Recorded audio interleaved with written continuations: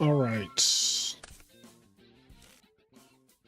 You guys should be able to hear me. I am still doing things to get all set up here.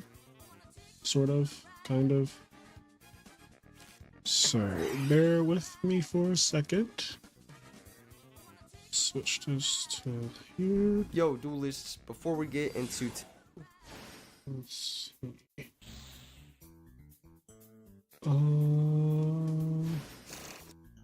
Go into the YouTube studio.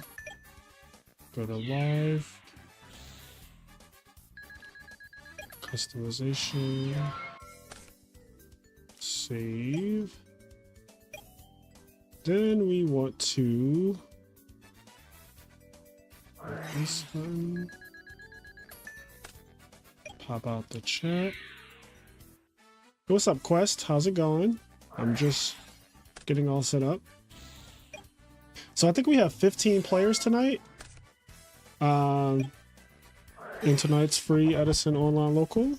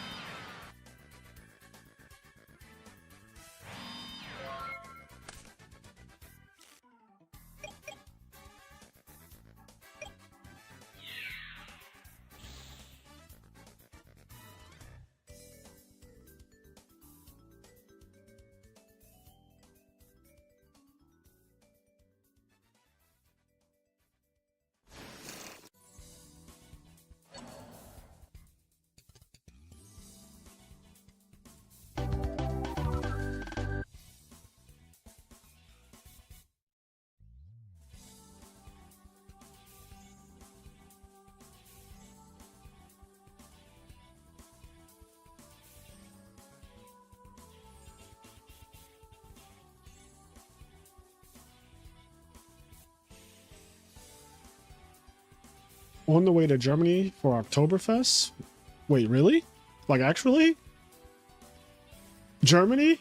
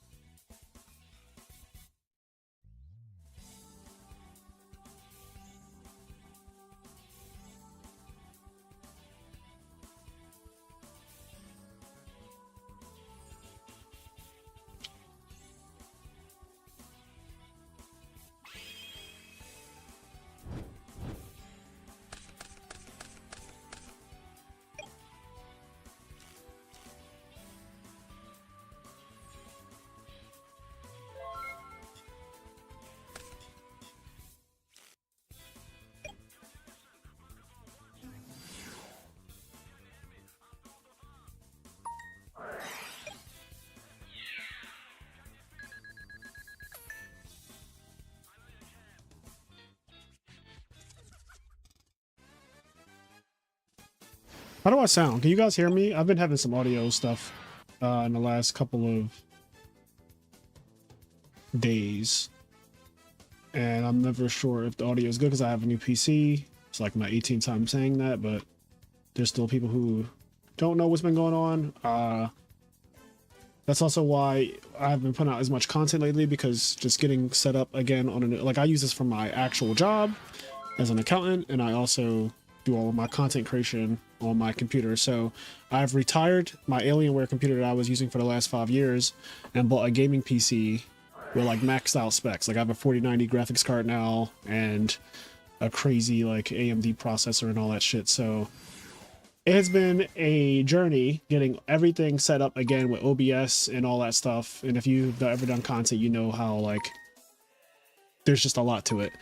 But I think that we're almost at 100% again. Things seem to look fine. The computer's running fine, albeit a little loud because of all the fans that it takes to run this graphics card. But yeah, so we're here. We're streaming some Yu-Gi-Oh tonight, and this is a free tournament. This is the first time we're doing like this kind of tournament. We throw free tournaments all the time that are free to enter, but they usually come with like some special rule. And you know, like the last one we just did was Advanced Edison. We've done one where you can only play one of each card in your deck. We've done one where you could play 2 of any card, no matter if it's limited or not. That one was really fun. It was called the Terrible Twos.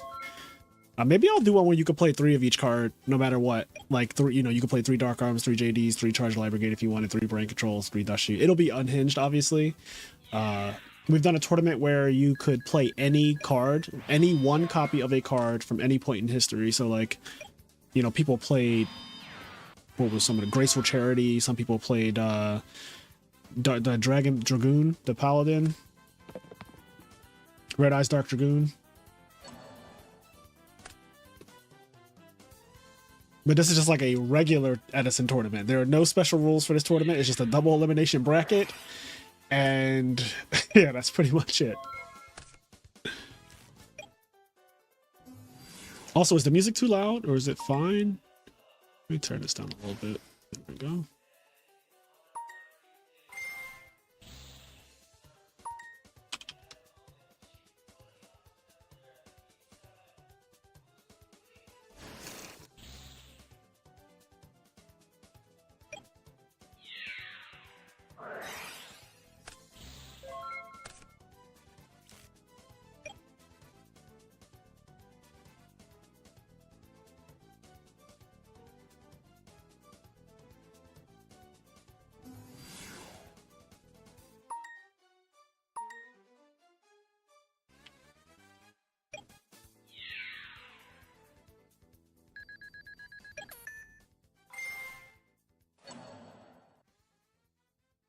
Thanks, Dom.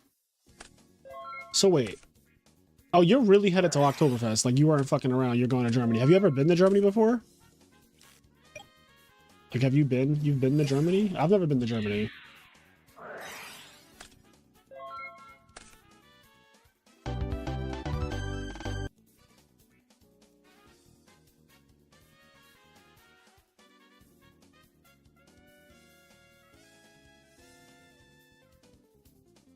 Okay.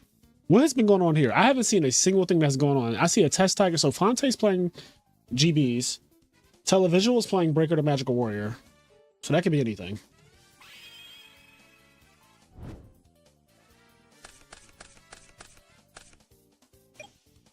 Quest, when we finally get to the Bad Decks tournament, I'm going to schedule that around your schedule because I really want you to play.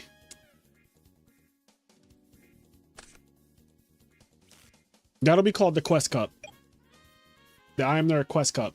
That one just takes a little bit more work, and I just haven't had the time to really sit down and hash out how I'm going to construct a ban list to prevent people from playing the same shit they play in regular Edison. But I do want there to be a low-tier Edison tournament where you can only play like 6 Samurais. I'm completely fine with 6 Samurais. That shit is not good in regular Edison, as we all know. Things like, you know, you love spaceships, so that'll be playable, of course. Morphtronics are playable.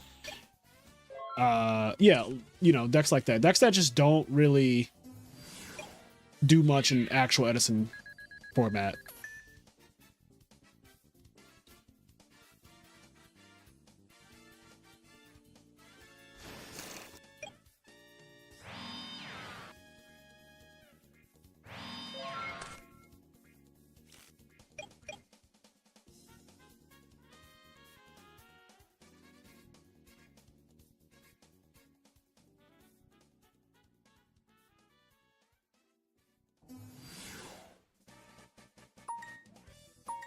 You are now live. We're live, baby. We're live.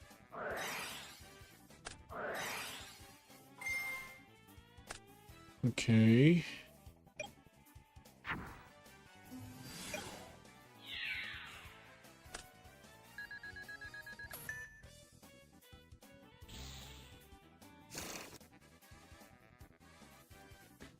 X-Sabers, I think, will be legal, but I might ban Rescue Cat. X-Sabers will be legal, though. Because they're not really... like, no one considers X-Sabers to be a Tier 1 deck. Or even, honestly, Tier 1.5 or Tier 2, really. Like, X-Sabers are kind of down there in that... You know? They're down there.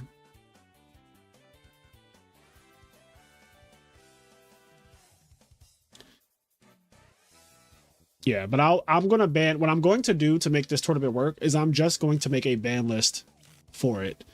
Because there's... I would love to be like... Well, the ban list will say things like, all cards with Blackwing in their name are banned. All cards with Lightsworn in their name are banned. Yeah, like exactly, Dom. That's the spirit of what I'm going to do. I'm just going to like do a ban list, and that will cover it.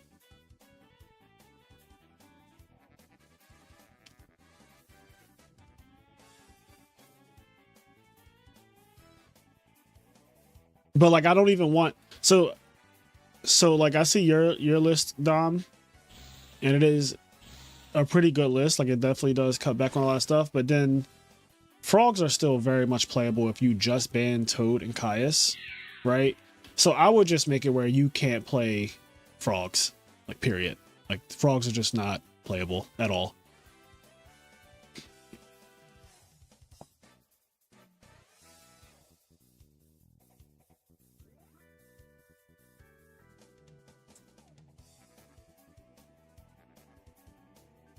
Yeah, Glad Beasts are not going to be playable in this tournament. Glad Beasts are better than, like, the Glad Beasts are not in the trash tier, so they're going to be banned. Like, Glad Beasts will not be playable in the Edison tier 3 tournament. They're not tier 3.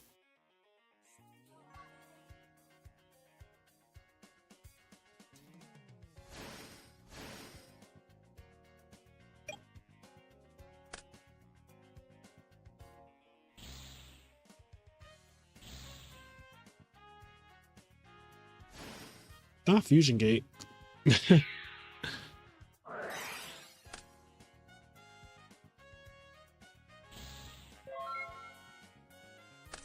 Yeah, like I'm going to go through, look at every deck that has topped a tournament in the last year consistently, though. That's the key word. Consistently top tournaments.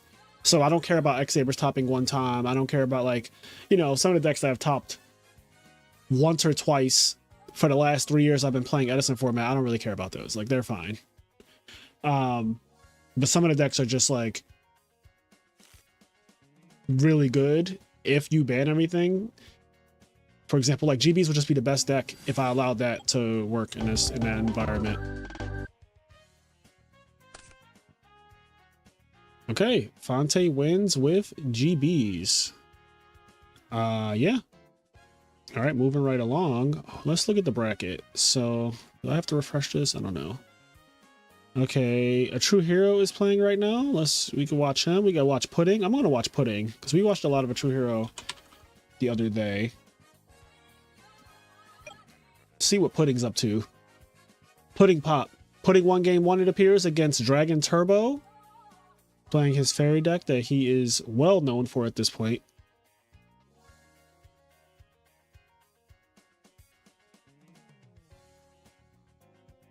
Cool headset. Thanks. I had to dig this out. This is actually my PlayStation 4 headset when I used to play Monster Hunter World back in 2018, 2019. I don't actually have a up-to-date like gaming headset. I think this is probably the most low-end thing that I have in terms of like my setup, but I actually I found it and I was like, you know what? Instead of ordering a new fucking expensive ass headset, because I don't even know what the market looks like for those right now, I'm just going to use what I have. Like I have this one, I'm just going to use this one.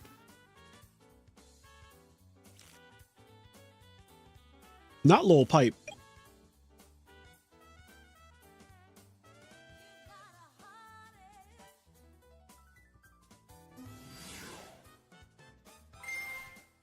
King of the Swamp about to go crazy. Creature swap decks coming. Also, street knowledge. Do we know each other like in real life?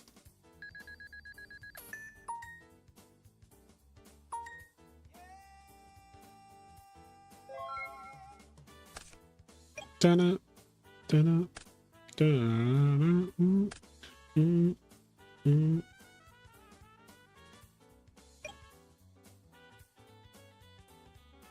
This entire matchup comes down to, can the fairy players stick Christia before they die? That's like the matchup. Speaking of Monster Hunter, while it's going to be an MMO, no, it's not going to be an MMO. It's going to be just like Monster Hunter World, where the max amount of people you can have in a hunt is 4. But the number of people in a lobby, I'm pretty sure, will be like World, where it could be 16. Like in World, there could be 16 players walking around in a lobby, but only 4 people at a time could go on a hunt. And you could have several quests up on a quest board in a lobby. So yeah. Who does Cloud truly belong with, Tifa or Aerith? I think Cloud needs therapy, so I think he belongs with a therapist. I don't think he should be with Tifa or Aerith, if you ask me. I think that he needs to do some work on himself first. That's my answer. Fraser, what is the best frog deck at the moment in your opinion? The best frog deck at the moment, in my opinion, is Hero Frogs. I think Hero Frogs is the best frog deck in the moment, especially because GBs are officially running rampant. And the other non-Hero Frog decks cannot beat GBs consistently at all. It is a really bad matchup for all of them.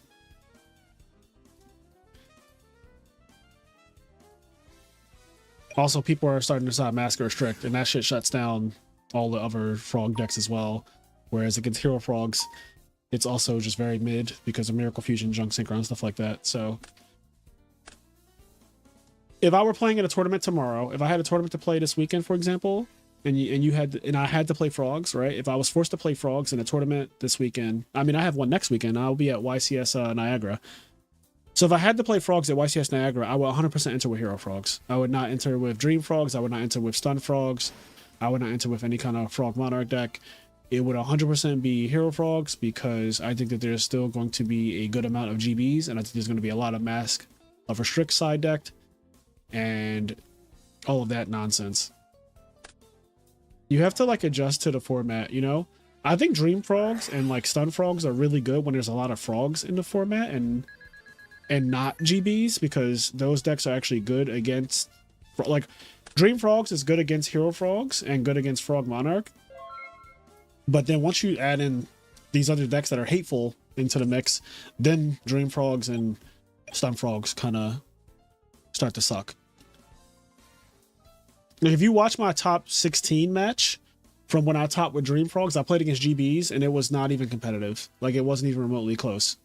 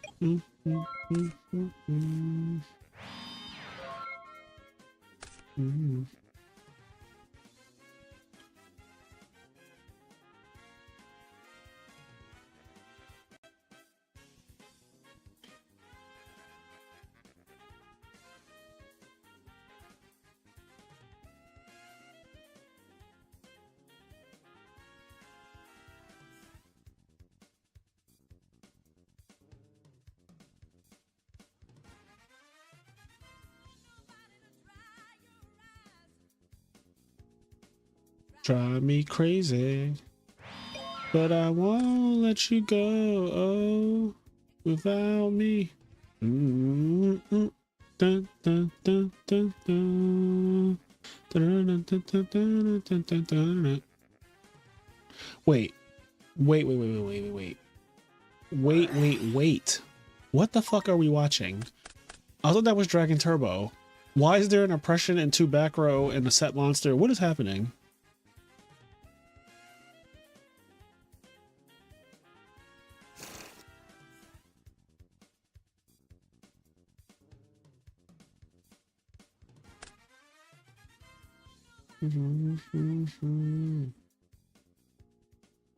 Drive me crazy.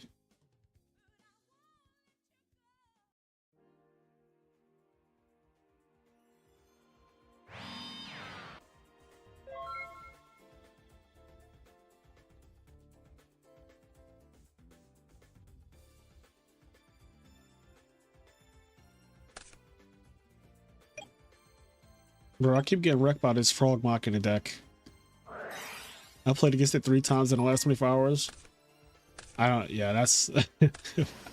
Now you get wrecked by a deck that's not even, like, confirmed to be real.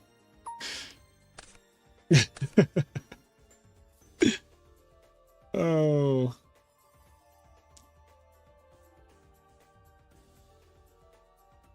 It's a surprise for your patience. Okay, I'll be patient. As patient as I can be.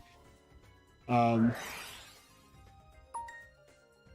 I can't promise too much more than that. You know? I can't promise too much more than that. I've been on forks for the last month, and they basically auto lose the deck Devi and Royal Oppression.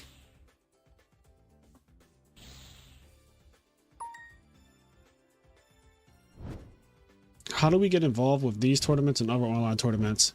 You can check out our Patreon and join our Discord server, because you can only play in tournaments if you're in the respective Discord servers. So like EdisonFormat.com has a Discord server, and you can join that one for free. Format Library has a Discord server that you can join for free. E3 Yu-Gi-Oh has a Discord server you could join for free. And if you want to join my server, you have to join our Patreon first, and then you can join. My server is not free to join, but there are over 150 people. There might be over 200 people now, but there's a guaranteed over 150 people in our Discord server, because we have over 150 patrons, like paid patrons right now. But once you're in the server, these tournaments, they're hosted throughout the weeks and stuff. All about the Geartown Frogs. I like that deck. I do. I think that Ronak has the right idea bringing back his Geartown Frog deck, because that deck happens to have a good matchup against decks like GB's.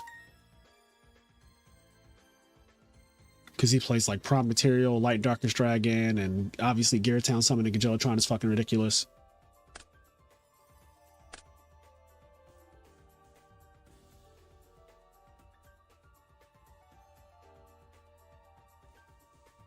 Hydro, don't ask questions you know the answer to.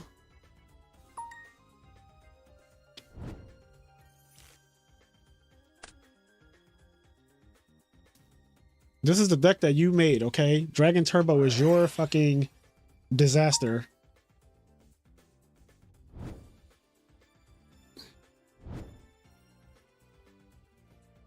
Oh, thank you, Terranium. Wait. Or Terrarium, sorry. Did we meet? I met somebody at Nationals who has a name similar to yours. Fraser, I've been watching you from Jamaica since Tengu Form. I love your evolution. Thank you for being a content creator now. Enough love, brother. I appreciate you, man. I met a guy at Nationals with a jersey on. There were a couple people with jerseys on that all had like the same jersey that I'm referring to. But I swore that one of them said like Terrarium or something like that. But maybe I'm just... Nationals was like a couple months ago now, so I could be completely misremembering that. I finally got power back last night, and the first thing you did was play in the Yu-Gi-Oh tournament, Hydro? That's a true duelist right there. That's a true duelist right there. My favorite Yu-Gi-Oh card of all time is Substitute now. It used to be Dark Magician of Chaos, but it's officially Substitute. Substitute is my favorite Yu-Gi-Oh card of all time. As of 2024. This may change at a later date, but right now it's definitely Substitute.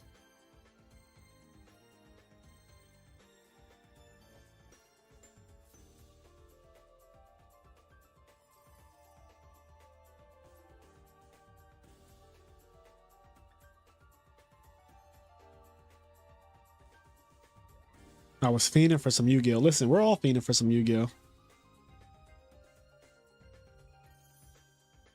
Fiending for some Yu-Gi-Oh. Yu-Gi-Oh's great. What an amazing game.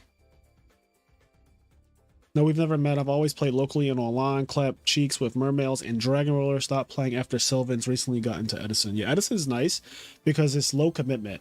Once you figure out what deck you like in Edison, and once you figure out how to play it well, you can just kind of pick it up and play it when you feel like it. And when you don't feel like playing with it, you just put it down. You don't have to keep investing in new cards. Well, that's not true. If you keep changing decks like I did when I started, you have to keep paying money or whatnot. But normal people, right? Normal people find the deck and they're like, all right, this is my Edison deck.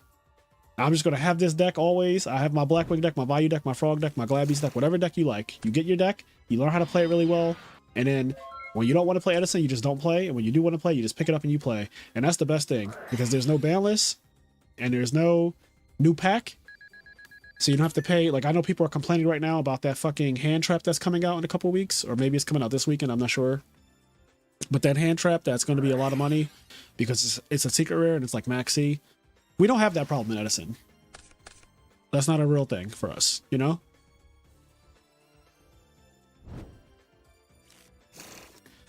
Some reason I built high rarity hero beat last year.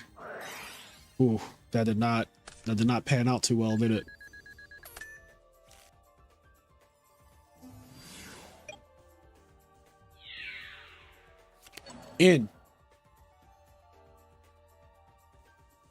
Do you have a wish list for this Bonanza set that they announced? Spine Gilman, Cold Wave, Unifrog, Flip Flop Frog. Basically any card that isn't already foil, or any card that the only foil is a gold rare. Those are all of my cards that I want to be reprinted. So that's my answer. Are you hiring for content, editors, etc.? No, we are not hiring for content. As of right now, all of the content creation is done completely by me and Kenny. We do all of the content, all of the recording and editing, all of that is done in-house. Retro format bliss. Even the most expensive cards cost less than average advanced format staples. Yeah, I mean, retro is expensive if you want it to be, but it's not always expensive is the cool part about it. Like, you can get a retro deck. You can get a full Blackwing deck or a full Value deck or whatever for like $100. But you can also, if you want, max it out and pay $10,000. Are you going to be at YCS Florida? Need to get my substitute. So I will 100% be at YCS Orlando next year. God willing. Yeah, I'll be in Orlando in February.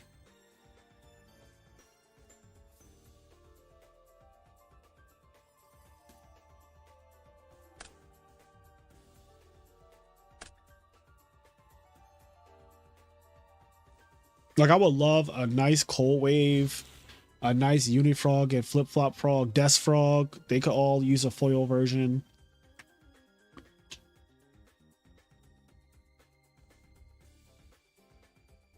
How do we contact you privately? I think the best way to contact me is through Discord.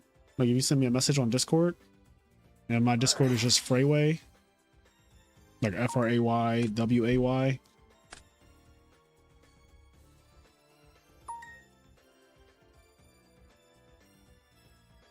I don't necessarily respond to every message because some people send me weird shit. So a lot of my messages, I just kind of like look at them and I just reject them or ignore them. And if they're really wild, I block the person. But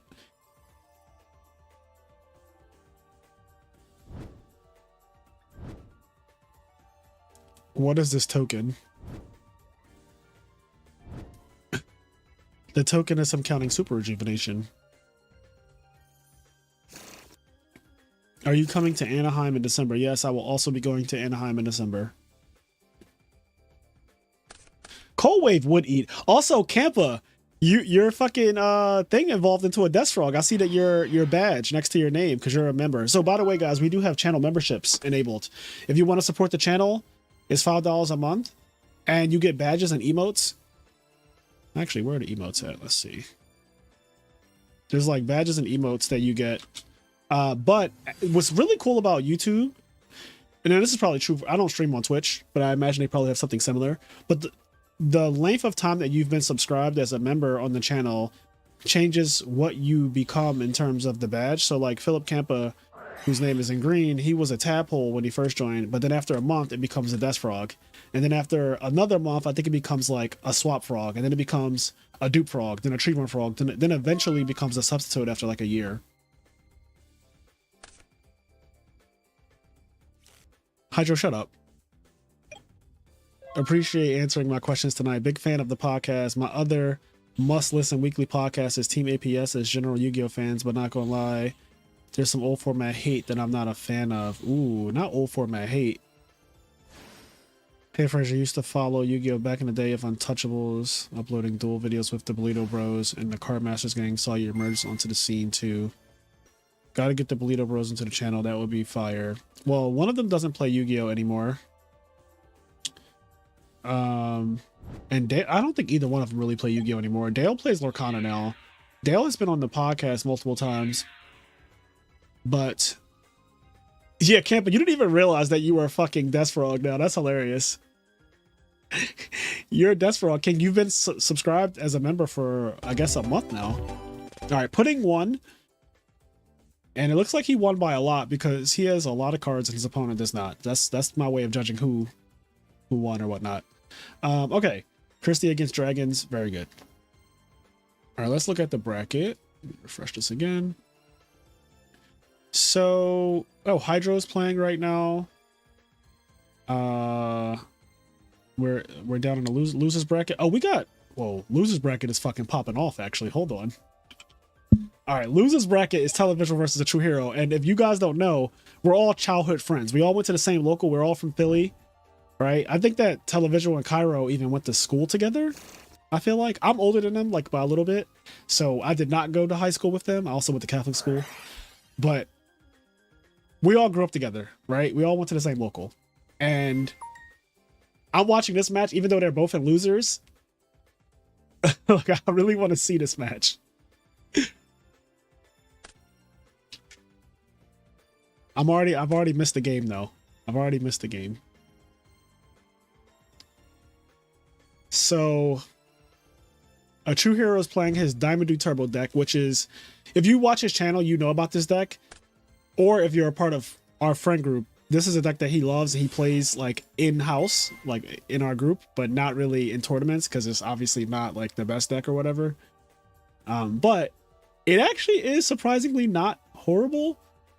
I think that this Vanity's Fiend is probably a bit too much for it though.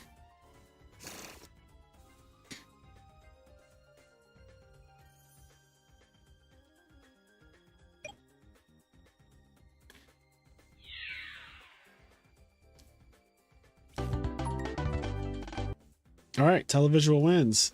The fuck you doing? The voice chat. All right. So we caught the tail end of that. It wasn't really nothing really happened there. Let's see what Hydro's doing. Okay, we got 6 Samurais. Toon is playing 6 Sams.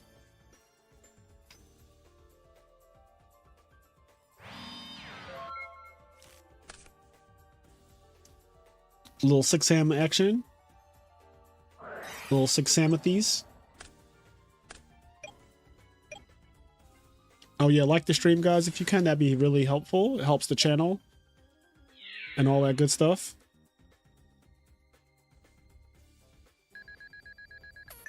Not the fucking 6 Samurais getting in there. Hold up. This is a lot of damage. 28, 18, 21. This is a lot of damage.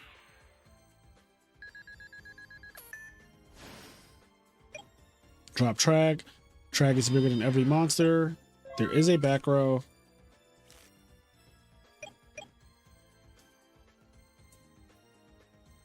Six Sams is a childhood fave, isn't it?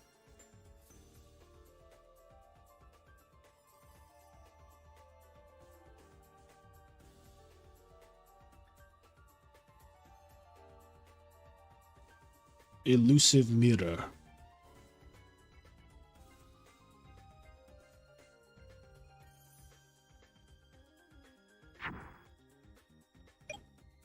Battle phase. Attack. Yeah, I thought that would go through. I thought that would go through. But the Zanji can clear the Tragodia at the sacrifice of one of these 6 samurais. Grandmaster can't save himself, though. He doesn't have that effect. Ooh, a little main phase 2 steal. Okay, Zanji can't do shit. He says, Zanji do what now? Zanji do what? Zanji say what? I'm sorry, Zanji, what'd you say? You were gonna do what? Sorry, I couldn't hear you over the track. What'd you say? Zanji do what? That's what I thought. That's what I thought, ho. Nisashi. Okay, hold up. Wait. This can get like hand or another Zanji. Hand. Track steal is ridiculous because that shit is permanent. Oh. Oh. Yo, he's dead. Somebody call an ambulance. Bruh. But not for me.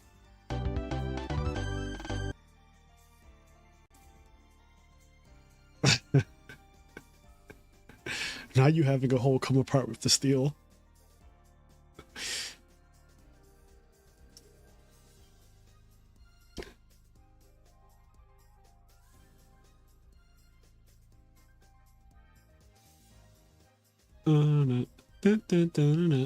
Actually, I can pull up another window because we have a lot of duels going on tonight.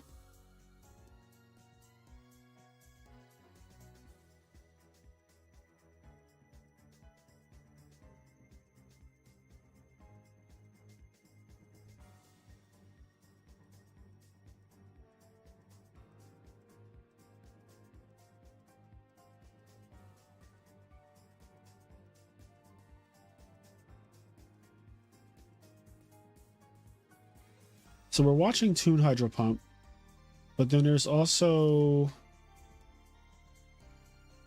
Fonte's playing with GBs. I'm gonna watch some of Fonte. Well, looks like I'm a little late. Mickey, you're too late. All right, I'm just gonna put this here though, so that way when it's time to watch another duel, we'll watch it from that account. But for now, Hydro versus Toon, some Dragon Turbo action. This man brought Dragon Turbo to a free tournament. Like, you want to talk about evil. This is a tournament that everybody's supposed to come and play and have fun and kick back. And this man brought Dragon Turbo. Easiest in-flight Wi-Fi purchase I've ever made. Yo, I love buying Wi-Fi on flights now. That started for me during the pandemic. I never bought Wi-Fi on flights before the pandemic. But then I realized that in-flight Wi-Fi is kind of broken. Like, it gives you something to do on flights. Usually I sleep on my flights, but lately I've just been not always sleeping on them. So, and in some cases the flight is too long to sleep all the way. So I do quite enjoy a little in-flight Wi-Fi, you know? Give me a little bit of that in-flight.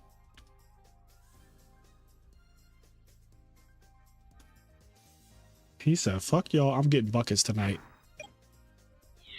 Now, why the Vortex gotta go in defense mode? Let him get Mirror Force 2. Let him get Mirror Force 2, damn it.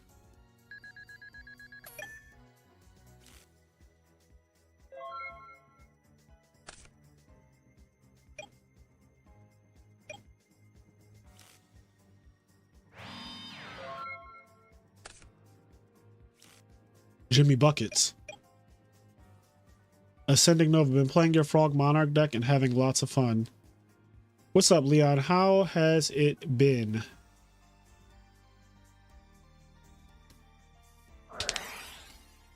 Oh, shit.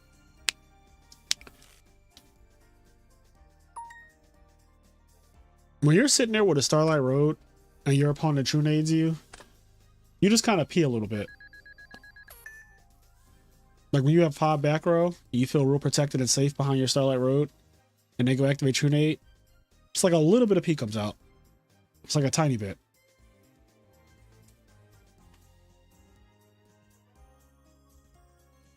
All right, so True Nade didn't resolve because it's solemn, but life points are extremely low now. Deep Prison, okay. I think that's the new set too.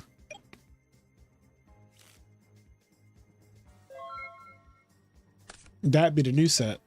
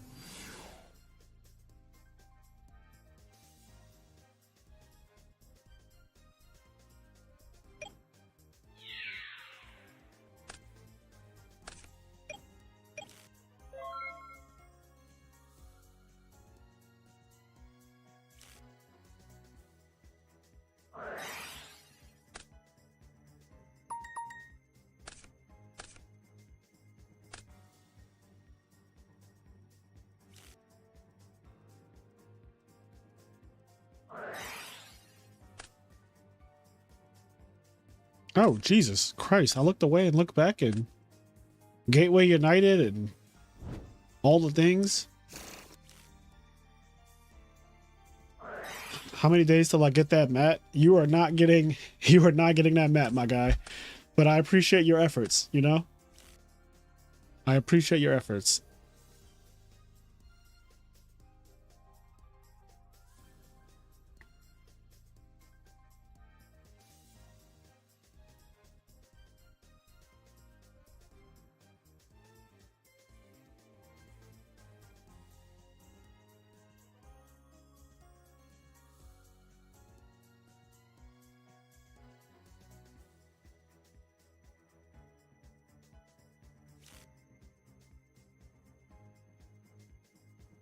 Consonance Discard Whitestone does feel good.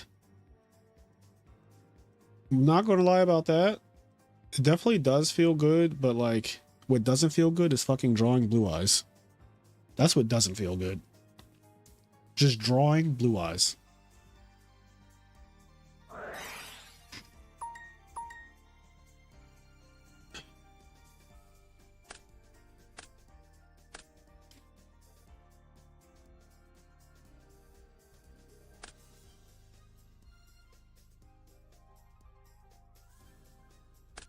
I cannot believe that I loaded this deck up for a fucking YCS.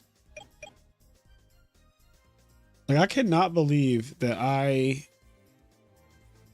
traveled all the way to North Carolina, a state that I've been to entirely too much in the last 2 years, and loaded up Dragon fucking Turbo. What's better, Consonance Discard Whitestone or Trading Discard Amaryllis? I'm gonna have to say that Consonance Discard Whitestone is probably better just because of how powerful Dragon Turbo is when it does play, and like that is the beginning of it playing when it does that. So it's probably just better. But I personally, like if I had to play in a tournament, I prefer the trade in Amaryllis because I just feel like I have more control over the duel when I'm playing Amaryllis. I do have an Amaryllis top randomly, and I like that deck. I actually just like that deck. It's kind of missing a little bit right now from popularity or the top cut of tournaments.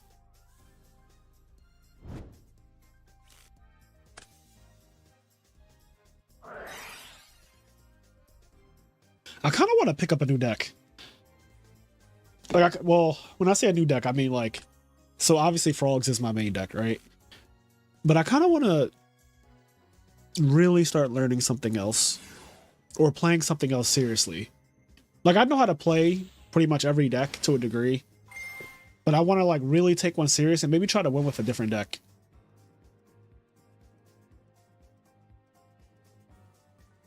This is bad.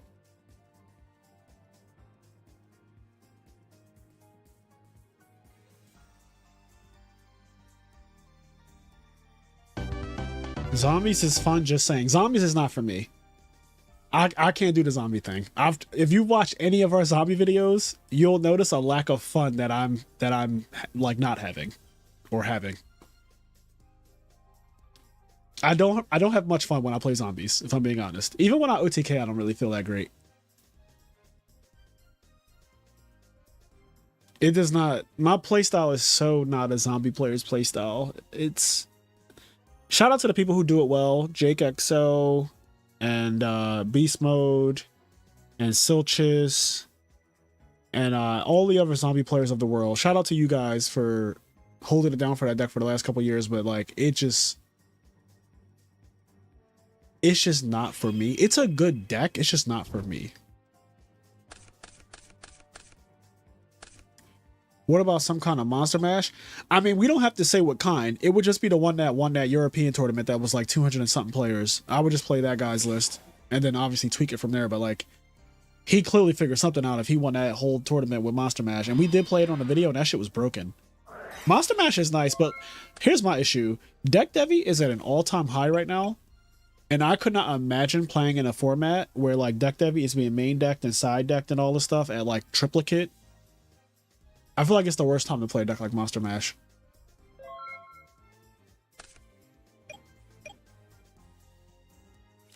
Yeah, Machina is very good. If you want to duel, Machina is very, very good for dueling.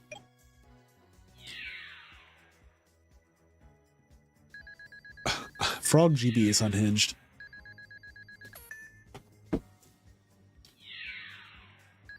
I kind of want to play a tier 1.5 deck is really what I'm saying. I don't want to play Vayu, Blackwing, or Frogs. So let's start there. I don't want to play anything that's in the big three. I want to pick up a secondary deck, and I want to take it seriously, but it can't be a big three deck. There's Fairies, there's Lightsworn, there's Christia Sworn, there's GBs, there's Diva Hero, there's Zombies, there's Machina Control. There's a lot to choose from.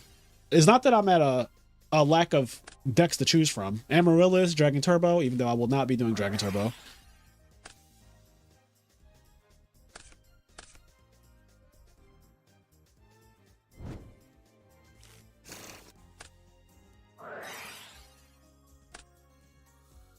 I have not seen Keegan's Dark Dragon Hero win deck. I don't know what the fuck what is that? Can I offer you a pile deck? Yo, it's kind of funny, Dom. I could play Dom's 45 card pile deck that he just won the tournament with over the past weekend. The $200 tournament we just had. And also won like 5 or 6 other tournaments with it.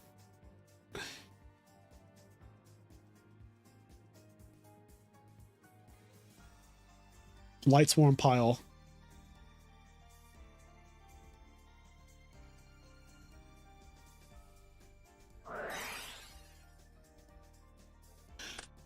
I would be afraid to play Diva Hero just because of Malicious, and I see the pain that a true hero goes through every time he plays that deck. Where like his tournament run usually ends because of Malicious, or like he loses a round because of Malicious. It's so, like, that card is so frustrating. I can't see you playing Lightsworn for the same reason you regret playing Dragon Turbo. That's true. I don't consider myself a person that likes RNG. I try to limit RNG as much as possible, and I think that Frogs does a very good job of limiting RNG, which is why I don't do well with decks. Like, I'm not agreeable with decks like Lightsworn and Christia Sworn and Dragon Turbo and stuff like that, because I feel like you do need a bit more RNG on your side with those decks.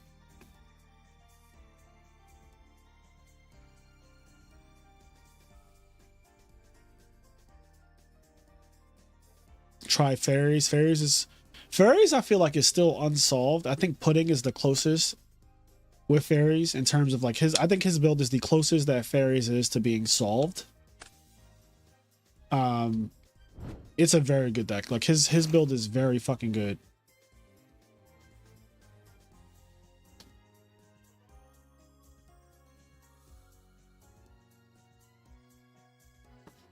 What about trying to top with Dark Calling? Dark Calling is one of my favorite decks, which is that's not for me. That deck is not for me. I do not like Dark Calling. Value Turbo is RNG-ish, but it's the best RNG in the format.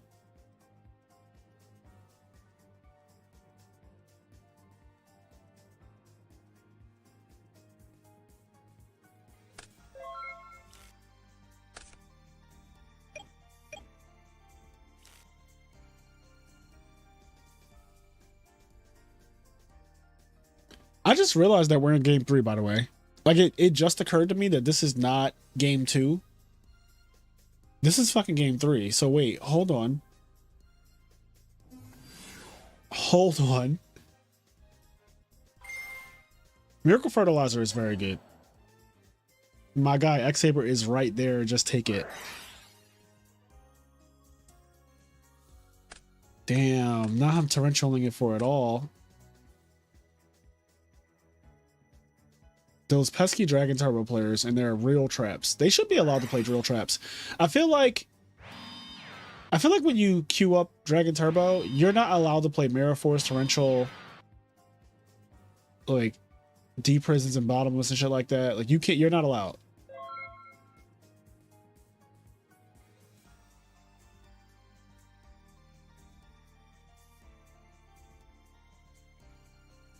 You were not alone. I'm here with you. No, you're far away. Dragon Turbo's gay. Can I say that? I can say that, right? All right, but what's actually happening here? Dragon Turbo has a lot of cards in his hand, and no one's dead yet, which I feel like something's kind of wrong. I feel like something may or may not be wrong.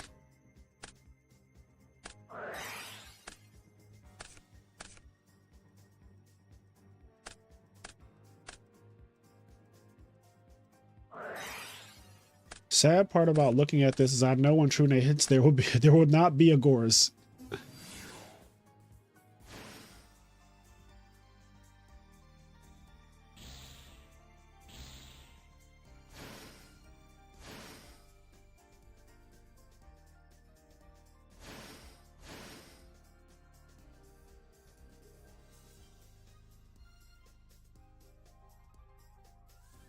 Hohenheim. Fraser, have you done any content talking about Guardian Iados and the GB deck that ran it yet? Isn't an unexplored card Edison? So funny, right before going live, I recorded a video with that deck that will probably go up tomorrow if I have time to edit it.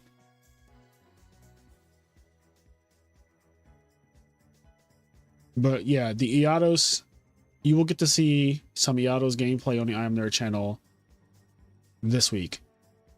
Most likely tomorrow.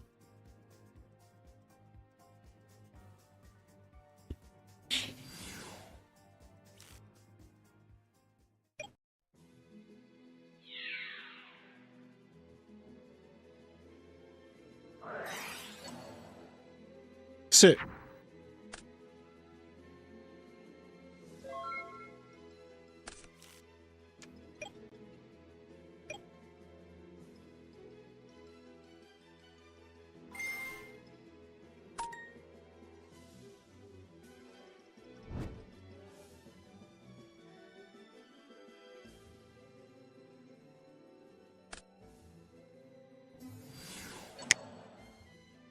Your name sounds so cool to me, like a technique from Jujutsu Kaisen or some shit. Elusive Mirror.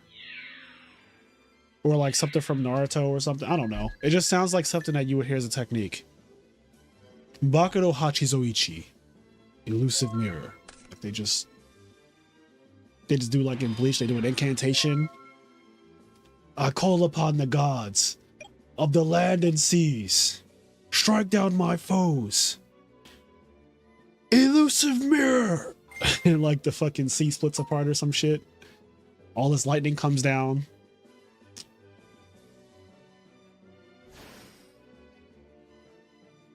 Definitely some JoJo shit. Oh no, not Dark Arm. Daddy's home.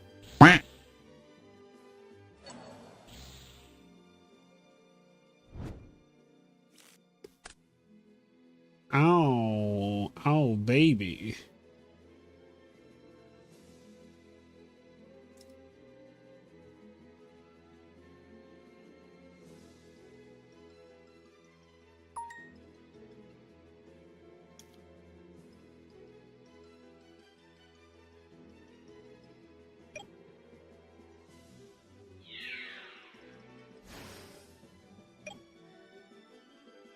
Later.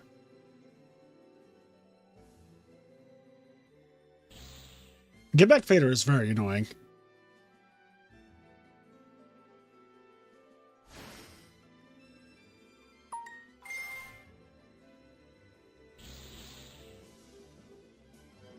There's somebody say milk. Quest, milk is gross. Well, cow's milk anyway. Cow's milk is gross. What is happening? They just flip return? What the fuck is happening?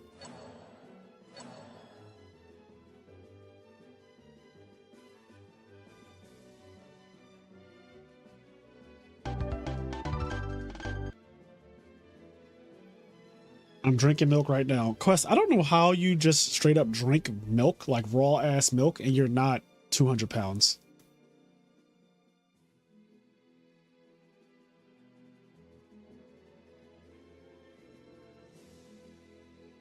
Where's my iPad? Is it up here? I always forget if I have my iPad up here. Ah, it is up here.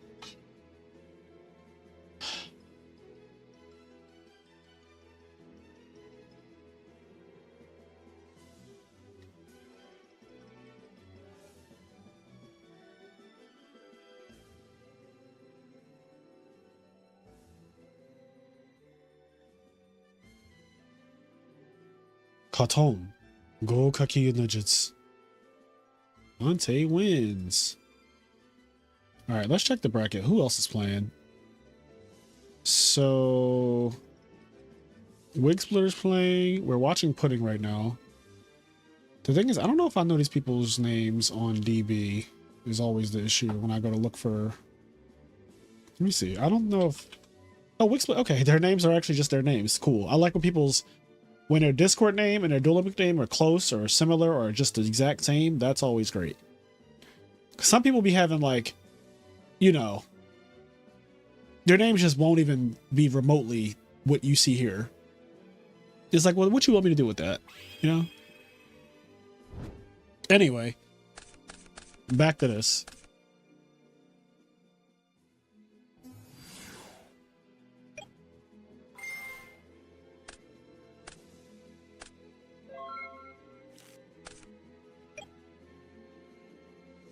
I'm sorry, what is happening? What'd you see, Dom? What made you say that? What made you say what is happening? Summon Strato, Strato's good.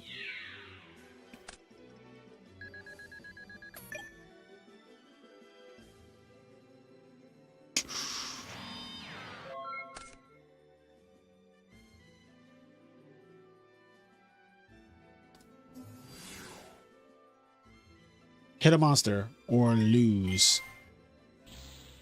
Oh, that's quite the monster, actually.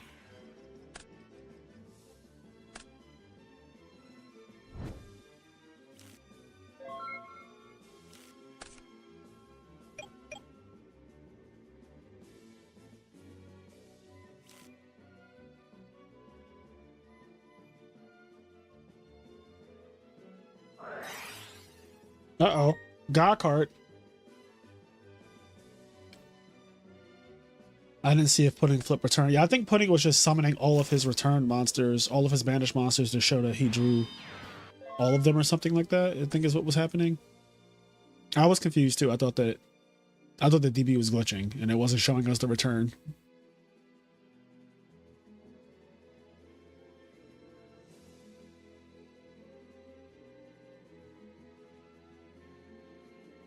Havada Kedavra.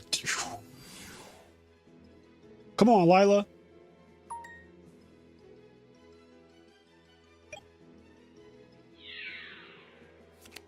Lila, in. In.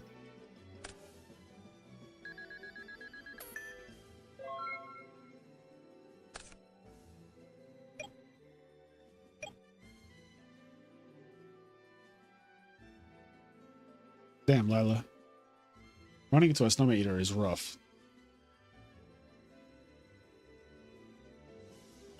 All she wanted to do was pop that Future Fusion in main phase 2.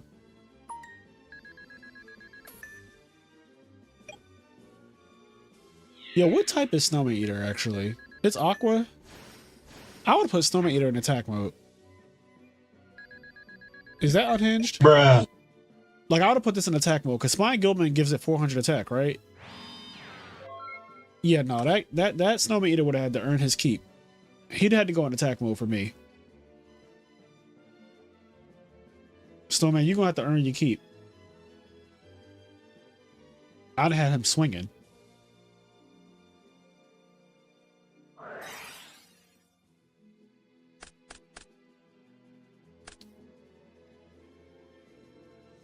One, two, three fairies.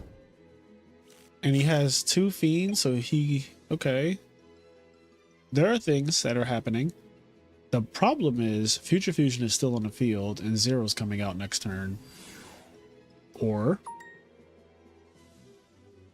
Oh, he don't give a fuck about that. Oh, he hit Mirror Force, though. That was amazing.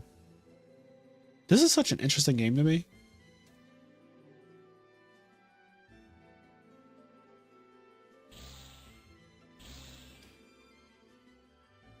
Banish 2, Summon Soul. My light is pure. Attack with Spine Gilman's token. Honest. Oh, shit. Oh, shit. Swallowed up. Have you ever been swallowed up? Have you gone through a time of swallowing where everything was overwhelming and you... Yep. I knew she was coming. That's why I prepped it. Because I knew that Bazaar was going to be swallowed up. I just knew it.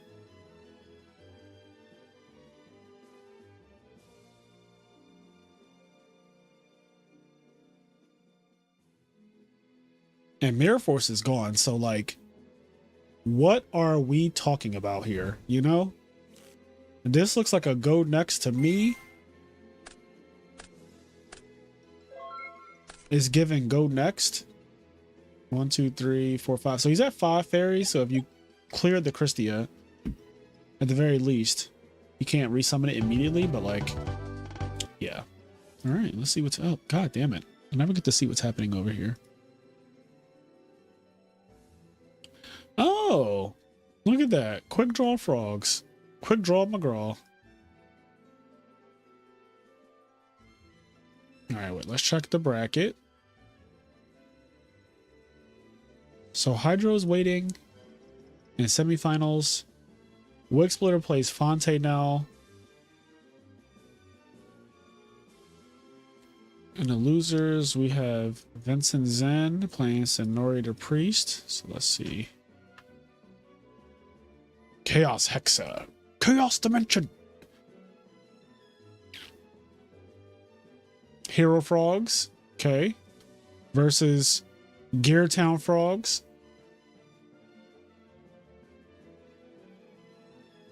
Fraser, any thoughts on the Ultimate Time Wizard Lil Machina win? I mean, I've been saying that Machina Control is a good deck for like over a year now. I don't know if you want me to say something else, but that's... I don't really think anything of any deck winning at this point. Edison has been around for so long now that like, I feel like every deck's going to get a spin on that carousel of wins. We have a... Most wins have gone to Value, Frogs, and Blackwings, of course, right? That's why they're the big three. Like, 90% of all wins are just those 3 decks. And then now we're in that phase where like the other decks are just getting a turn, and that's great. We had GBs, we had Monster Mash, we had Machina Control. It's nice. It's nice. Lightsworn won that tournament in Italy, I think, or it was Christius Warren, I'm pretty sure, something like that.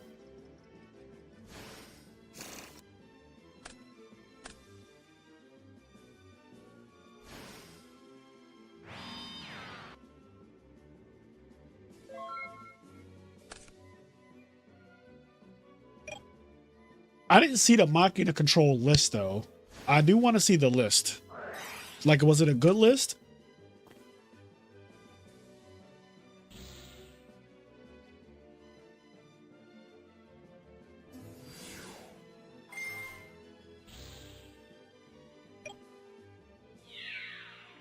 Yo, that's so fucking broken to me. What he just did with the Dimensional Alchemist Give Back Cyber Dragon off a bottomless, that is ridiculous. That was ridiculous.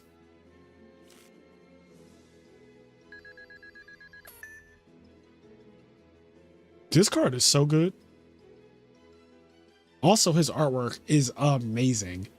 And I'm one of the few people who actually likes the gold rare version of Dimensional Alchemist. I actually enjoy the way it looks. I think this card would go incredibly hard if it was ulti though.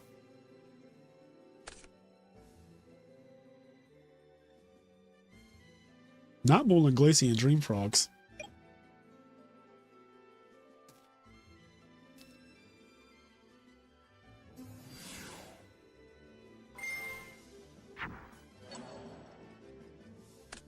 Goodbye, my love.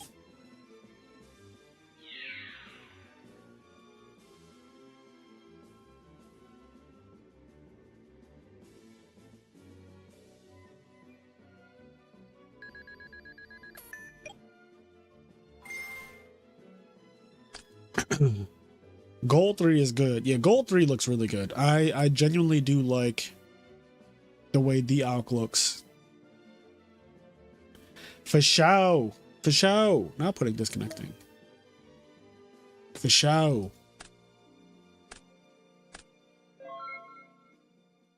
Okay, Heavy Storm got milled. Now I'm clicking it. Real question is, how many fairies are there? 1, 2. Oh, he milled too many.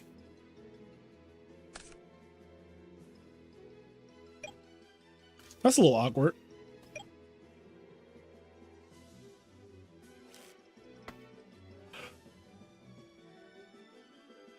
That's a wee bit awkward.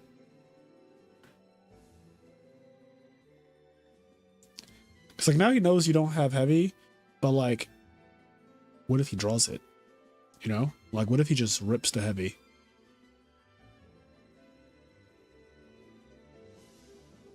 What if I just ripped it right now? Heavy Storm off the top.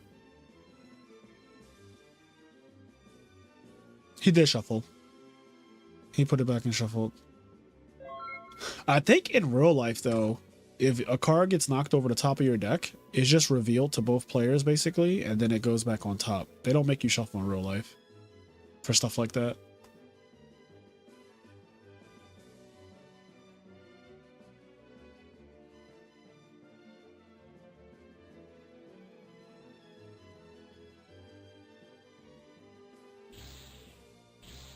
Uh-oh. Is this the soul of purity and light?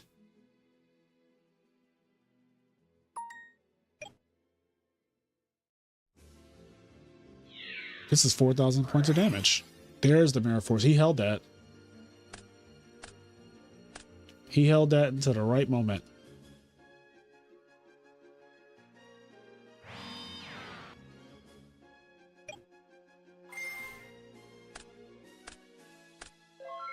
The Heavy Storm said, I'm getting milled one way or another. One way or another, I'm getting milled. Alright, so he has Treeborn Frog, but he chose to not bring it back.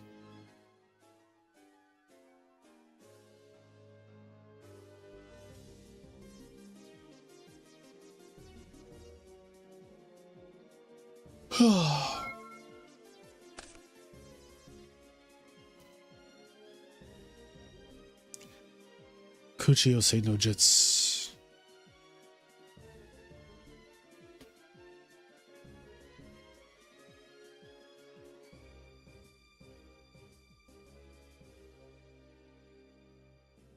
So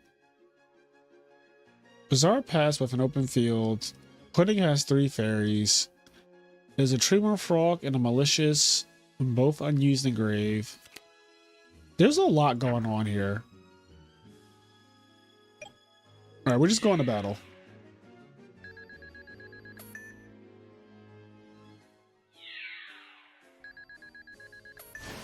There's the obvious scores. And in phase, he's going to mill 3. Okay, so now there's 1, 2, 3, 4 fairies. A fiend, because that is relevant. A Plague Splitter zombie. Does Bizarro play Soul Release? And also still opting to not bring back Treatment Frog. He said, fuck this Treatment Frog. I'm trying to think of a reason why you wouldn't bring back Treatment Frog, though, in Diva Hero. Because, like, it's not like in Frogs where it's very important that you have it floating at all times. I feel like it's kind of like a card that if something were to happen to you, you're like, eh.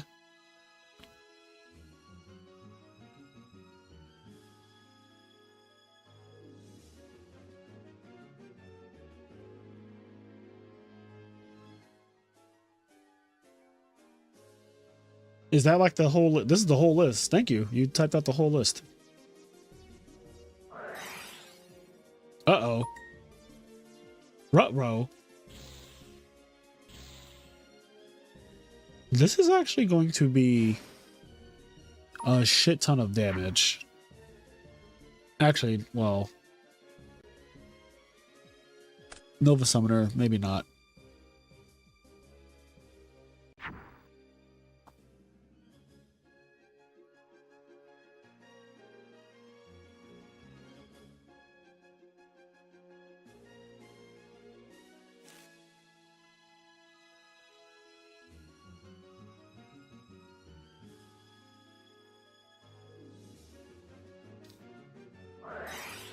Oh, it's going to be a shit ton of damage, like I said.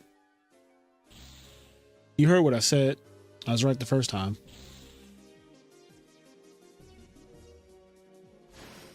Okay, Miracle Fusion, Miracle Fusion.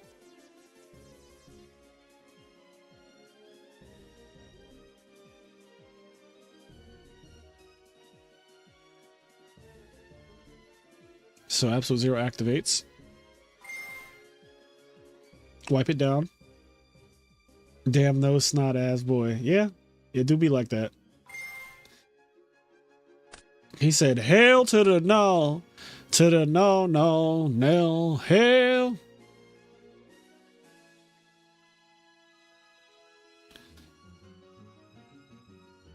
Hail to the no.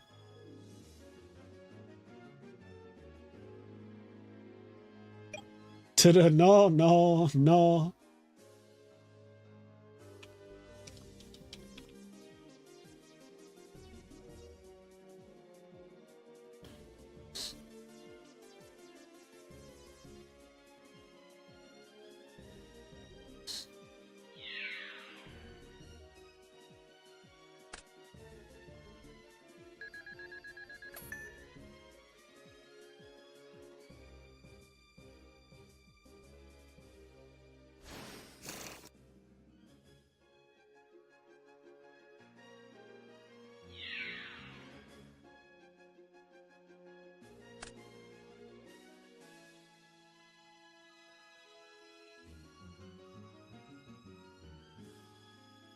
All right, this looks really bad for Pudding right now. The one thing he does have on his side is life points.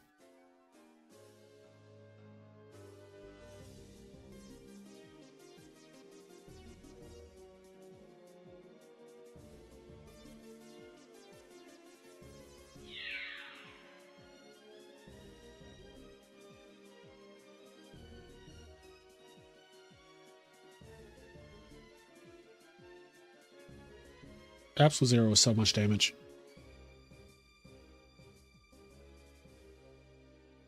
It's just such a good card. Offense and defense. All wrapped into one ridiculous monster.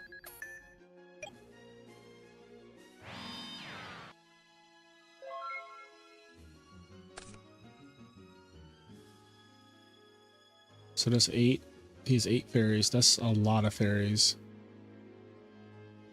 Not even an Inrise can correct that amount of fairies. So, and we don't see any Christias anywhere. I have to assume he has at least one in his hand. Up, here's Inrise.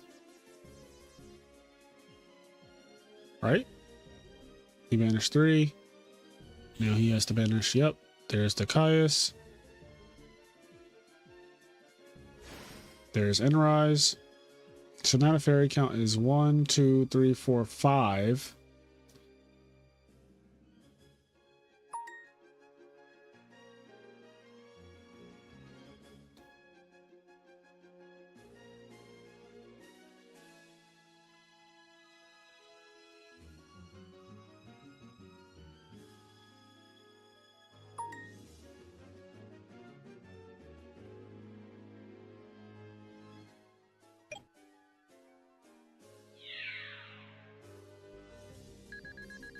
Air Force is gone.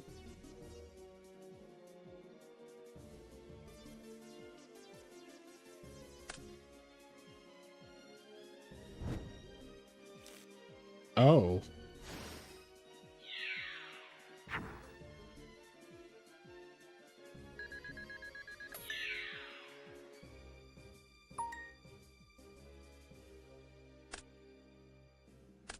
Oh, well, that'll do it. Bruh. That will do it. Putting advances in the bracket to face HydroPump. Did they? They did not play already. Am I looking at the right bracket? What the fuck? Wait, didn't I see Dragon Turbo losing the pudding already? I guess that was. Oh, it was Francis. Okay. Okay, so now he plays Dragon Turbo again. Yeah. All right. Televisual and Wig Splitter moving their way through the losers bracket.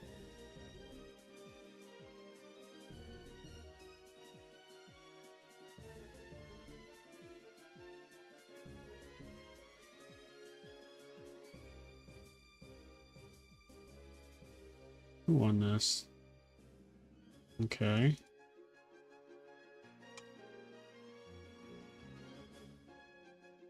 What the fuck?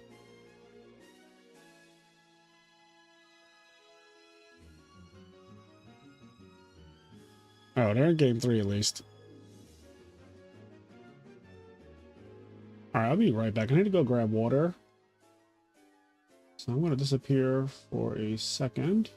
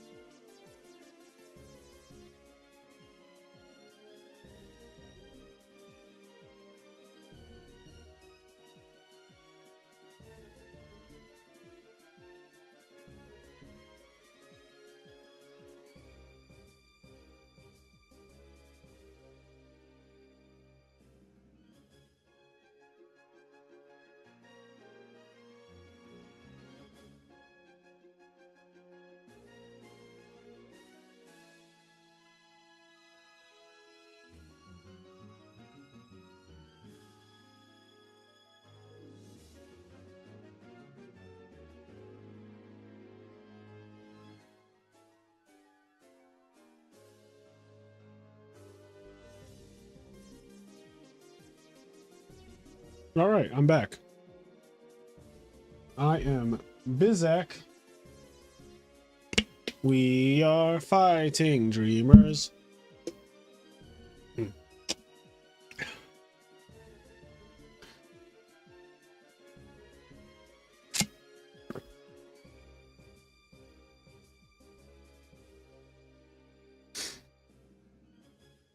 All right, what the hell is happening here? Like, actually.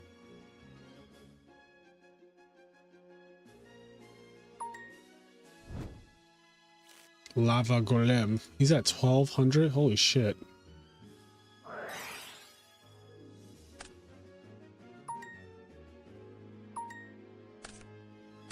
This is so ignorant.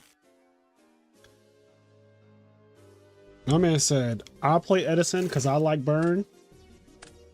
And burn is what I'm going to do. Gotta let it burn. When your feelings ain't the same and your body don't want to, cause you know, gotta let it go. Cause the party ain't jumping like it used to, even though this might ruin you. Let it burn, let it burn. Gotta let it burn. Deep down you know it's best for yourself, but you hate the part about being with someone else, but you know that it's over. Is he digging for heavy? I think he's digging for heavy.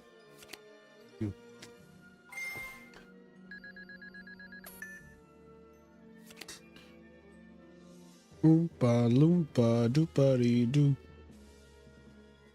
Not like this.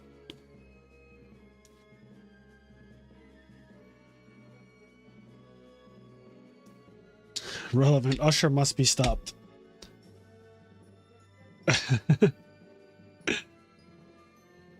See, Dom? You see what happens when you don't enter a tournament? Shit like this happens.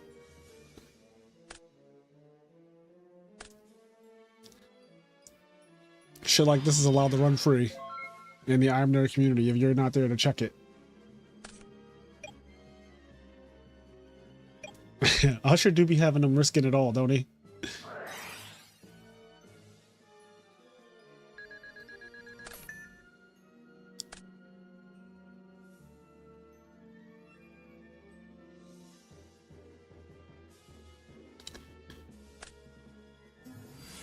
Ah, there it is.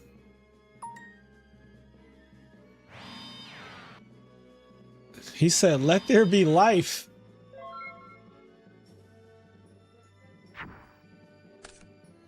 What?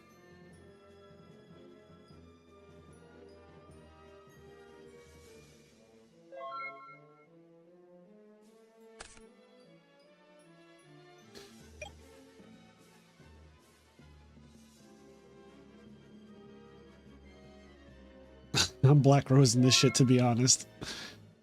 My man said, burn me now. Burn me now. The problem is, deck out is still on the table. Deck out is still on the table.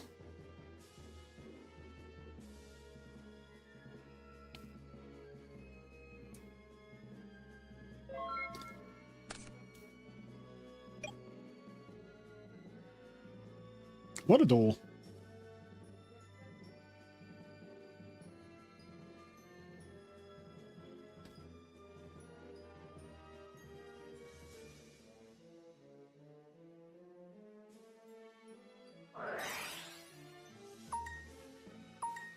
Oh shit. Oh shit.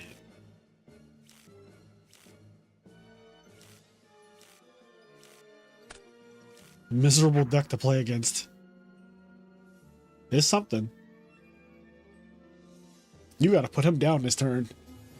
Francis, you gotta put this man in the dirt on this turn. He can't get another turn if you ask me. This man made an attempt on your life. You're at 200.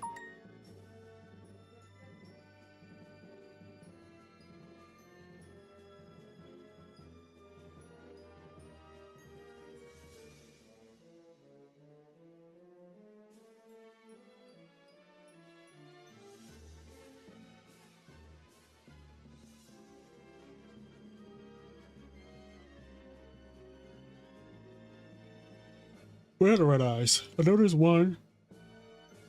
So there's two more red eyes somewhere. Having started playing a bit of GOAT recently, I have gained a new appreciation for floodgate BS like wall of revealing light being limited in Edison.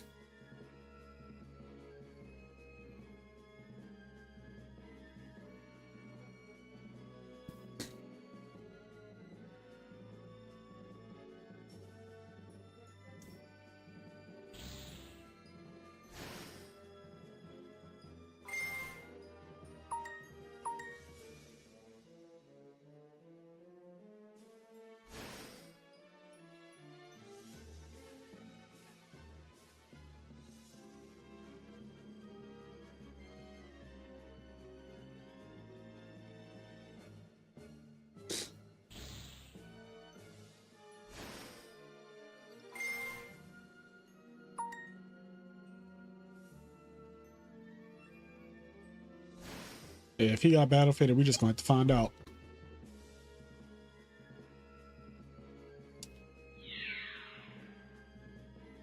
Is that Stealth Bird, actually? So he gains 1,000, right?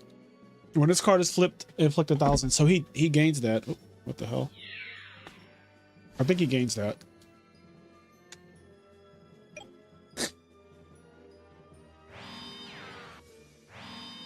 Oh, when it's flip summoned. Never mind. Never mind. When this card is flip summoned, it has to be summoned specifically.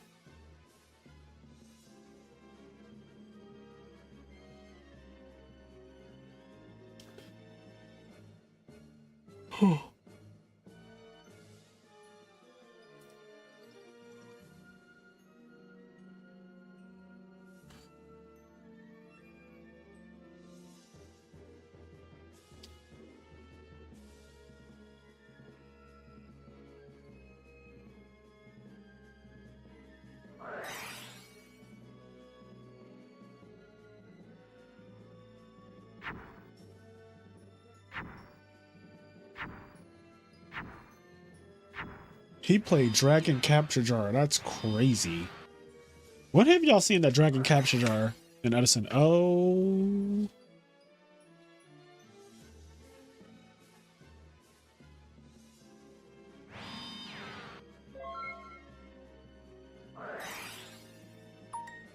Royal Decree. Alright, where is Heavy Storm so we can wrap this shit up?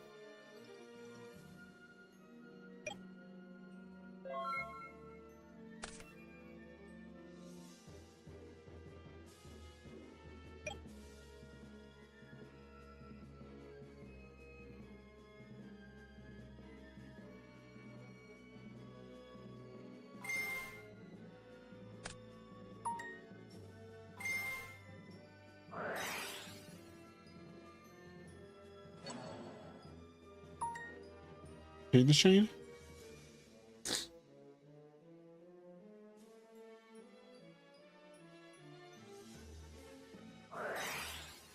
Yeah, it doesn't matter which order you do this part in.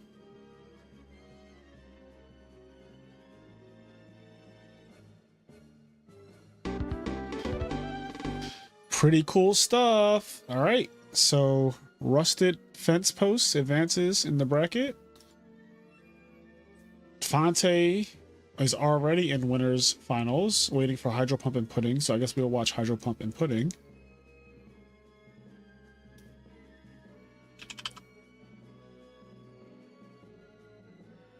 And Pudding won game one.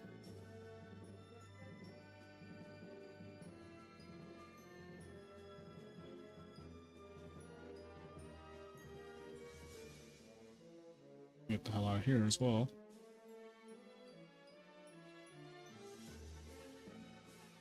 So where were we watching? Now that was here.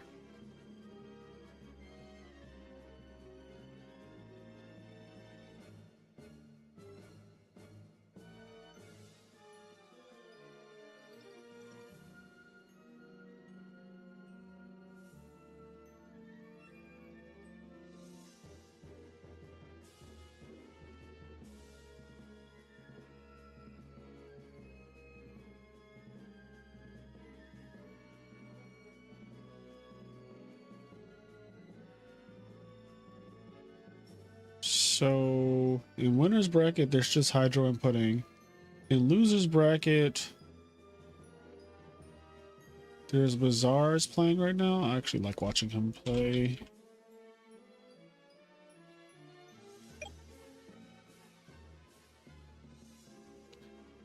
Darkness approaches. What the fuck? Oh, hell no. Oh, wait, let me mute this before I go. All right. Pudding versus Hydro game 2. Pudding is up game 1. We got Fairies versus Dragon Turbo. What's it gonna be?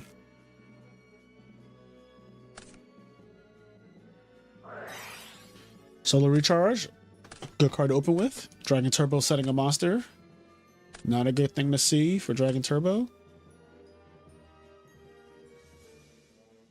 There's this card called Twister that destroys face-up spell and traps.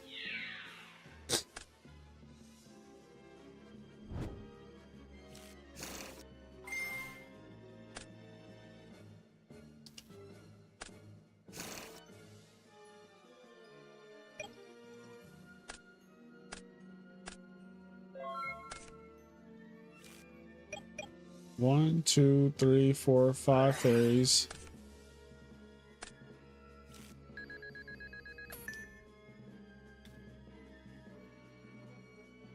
Where'd all his cards go? Did I miss something? How's he not have cards already? Oh wait, did he herald something? He heralded something, didn't he? Yeah, okay.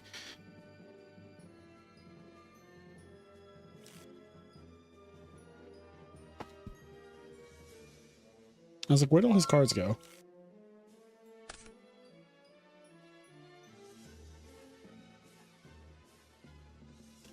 Where my country gone?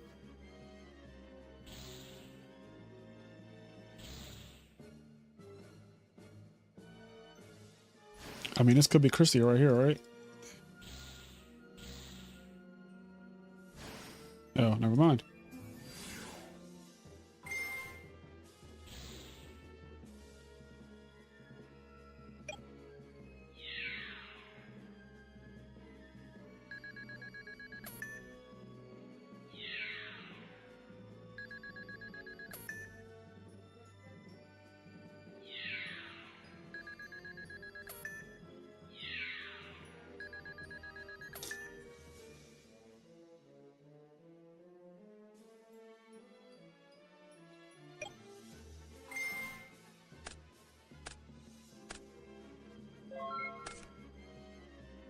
$500 life points as Dragon Turbo is really bad because you can't play Instant Fusion.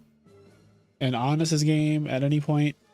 So Pudding has a lot of win conditions now with the life points being the way they are.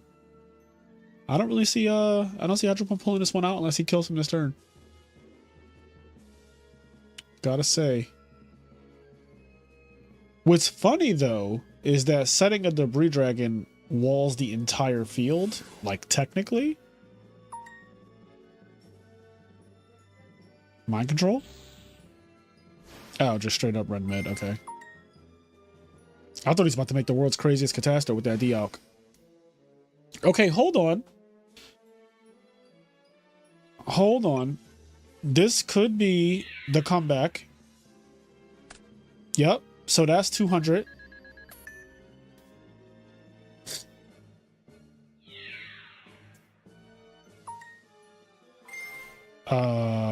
Yeah, that's 16, buddy.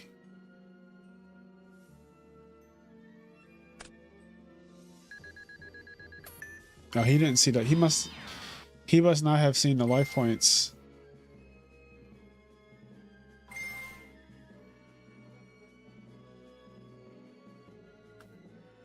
So if he would have looked at the life points that Pudding took off when Red Med attacked over Solar Purity and Light, he would have realized that Solar Purity and Light was lowering the attack. And I don't think he realized that, so he swung his Drago into the Lila.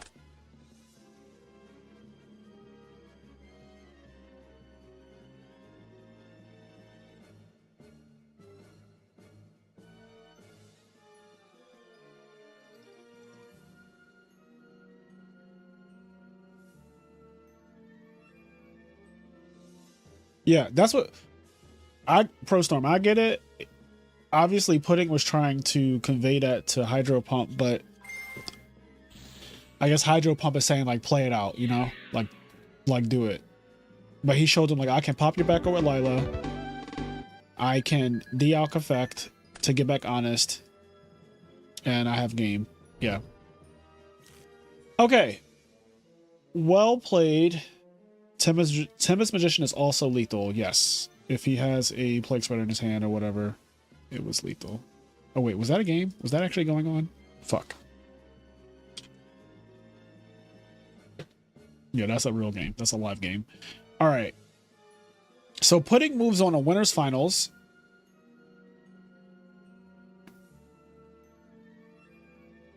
And Fonte's playing GB. So GBs versus Fairies is winners finals.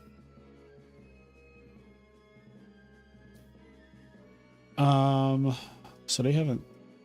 So I just need once HydroPump reports. Are Mocking the Frogs a thing? They are a thing if you know Ryanide. Ryanide made them a thing.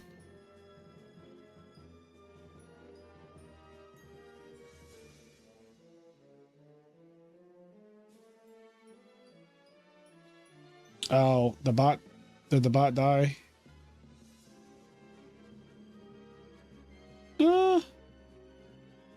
Try to use it again.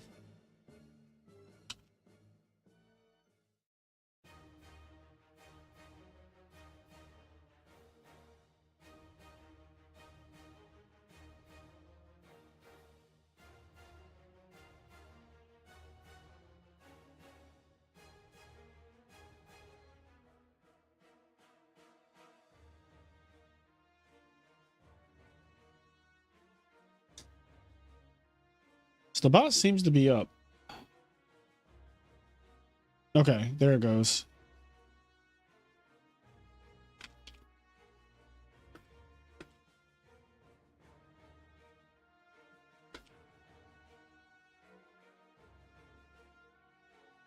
Why am I typing? Usually when format library is down, the bot is down. So like when this website goes down, that's how you know. That's how you know. Dun, dun, dun, dun, dun, dun. Dun, dun.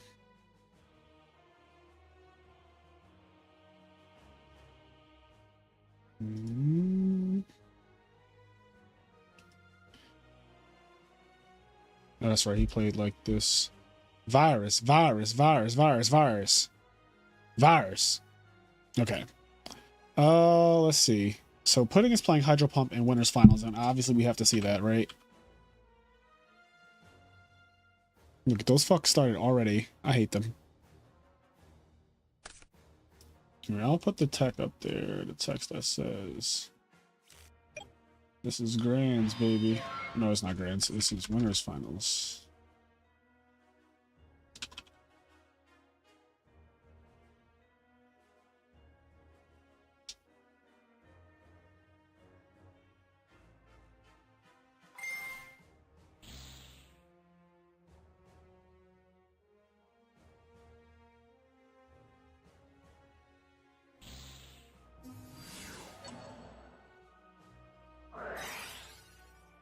Gotta wait to see if the summon is successful.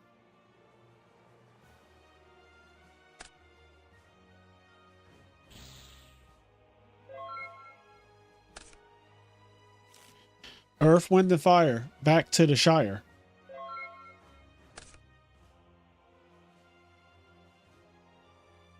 This is the second time I've seen one of Pudding's opponents at 3,100. Or no, it was HydroPump's opponent because his opponent solemned after 1,800 was dealt by Red Eyes Wyvern. So I'm used to seeing this 3,100 number, interestingly enough.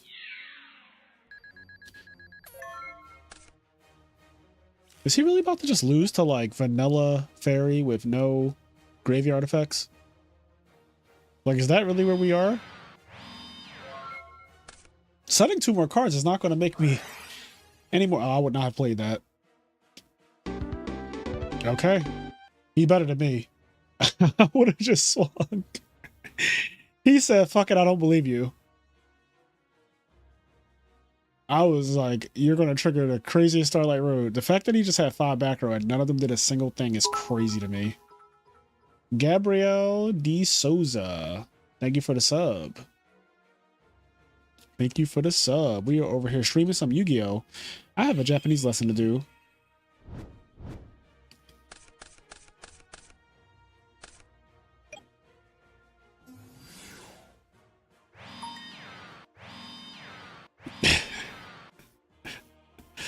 My friend is so ridiculous. All right, summon GB set 5. This will probably be a really quick game. A ulti gear frame would be kind of nice. I would like ulti fortress though. Like, why not both, you know? Why not both?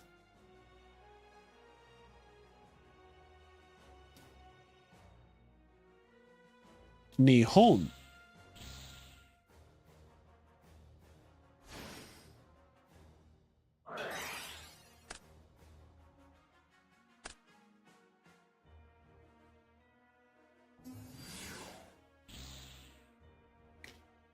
Nihonjin.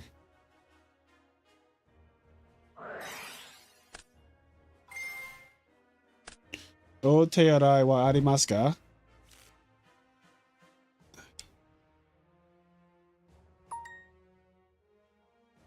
Edison Yu-Gi-Oh! Pro will save lives. Is that not a thing? I thought they had different formats in those things, those sims.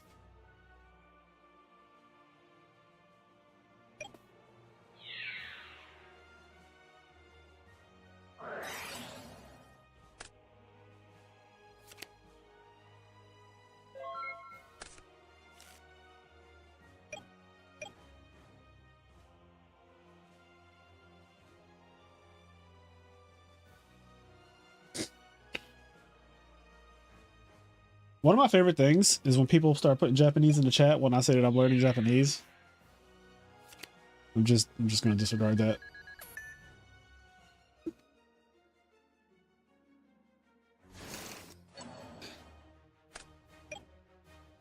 EDO Pro, YGO, Omega only partly supports Edison. There are ruling issues and no ladder for it. Yeah, I imagine that the rulings for Edison are so bullshit because it's just from a bunch of Pojo and Duelist Grounds forums for a lot of things that there's no way a programmer is putting all that stuff in there.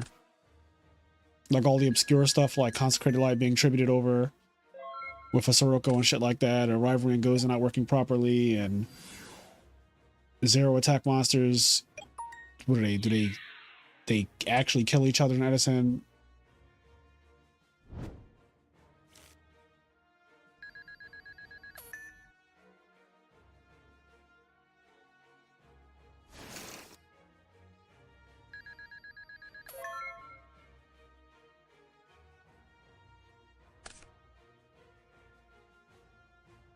Dun dun dun dun dun dun dun dun dun. The Elk.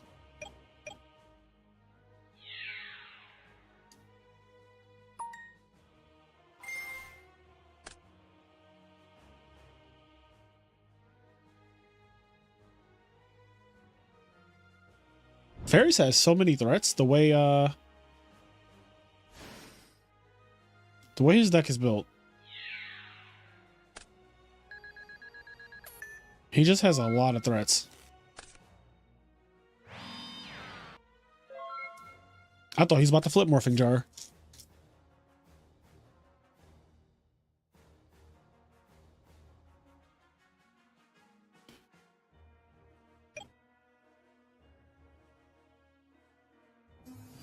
How are all of these dead?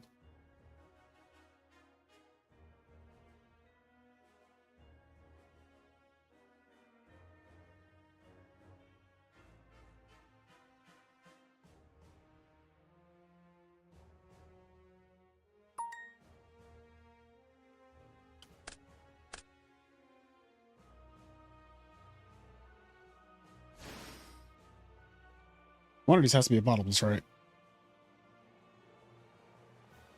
GBs without Cherry is just saying, I agree.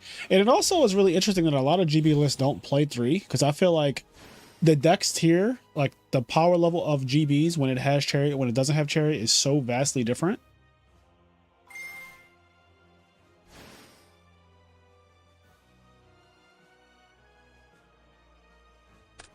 This man is going fucking Arm and Hammer.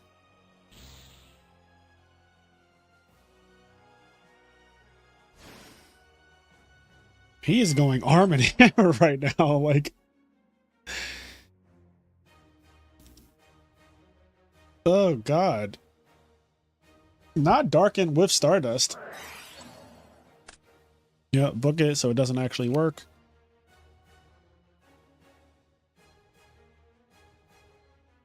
So now the question is like, do you attack with Stardust? You've already attacked with Tragodia, though, and it went through. I feel like there ain't no fucking way that the back rows suddenly became... How? How? The back rows didn't change, right? That didn't make sense to me just now. I don't know. Maybe I'm not paying attention. I'm not the one dueling, right? I'm entertaining. But, like, I feel like if that Tragodia attack went through on that Lucari, ain't no way my Stardust is not attacking.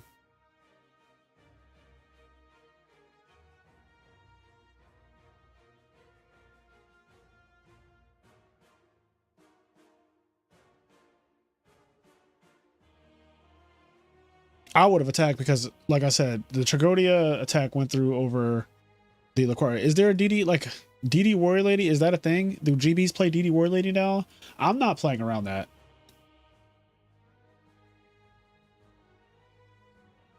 Yeah, book wasn't set yet, and the book got flipped.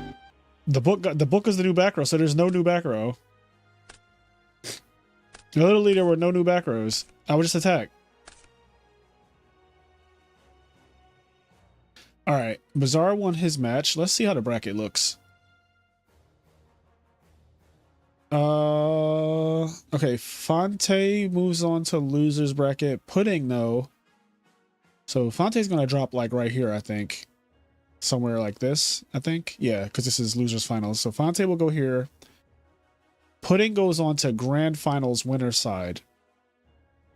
That was 2-0. That was Fairies 2-0ing GBs real fucking quick. Zero difficulty, honestly.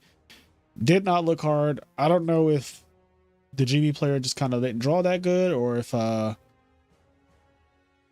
mean, Pudding's deck, I know Pudding's deck is fucking nice, regardless of if you draw good or not. His deck is just nice. Okay, Televisual is playing Bazaar. That should be a good set. Oops.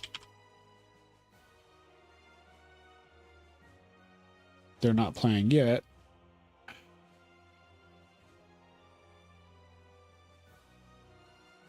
Thought Ruler plus Stardust is very good, yeah. Oh, DB broke resetting.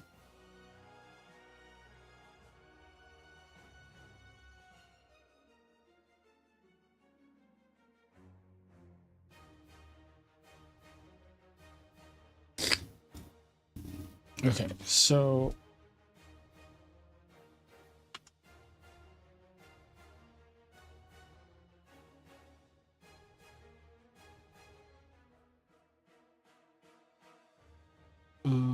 delete that.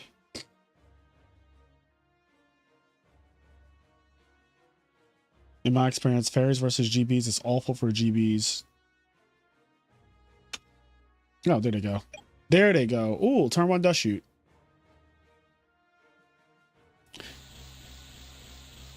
Thank you, Sushant, for doing that for the stream. I love when people do this. This is the courteous thing to do when your match is being streamed. Thank you, Fonte, for reporting. I'm just checking the bracket. So Pudding is in winners, or Pudding is in grand finals, sorry. Pudding is in grand finals now, waiting for whoever comes out of losers.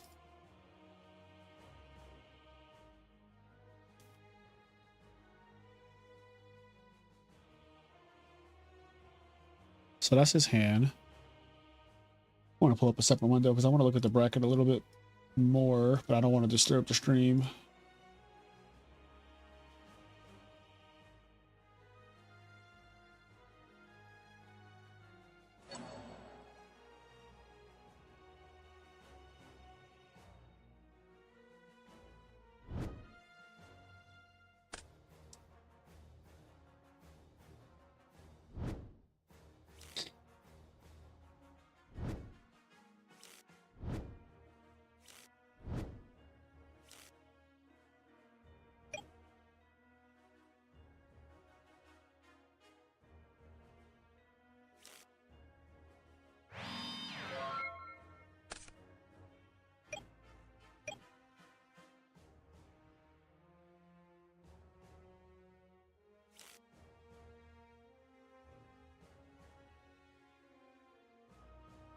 Take my rise. What's up, Rich?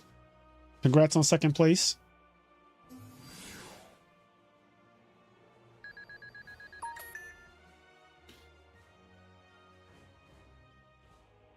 Does someone rescue Raditz from Kenny's house yet? I have no idea. I was sad when the audio from that recording got screwed up.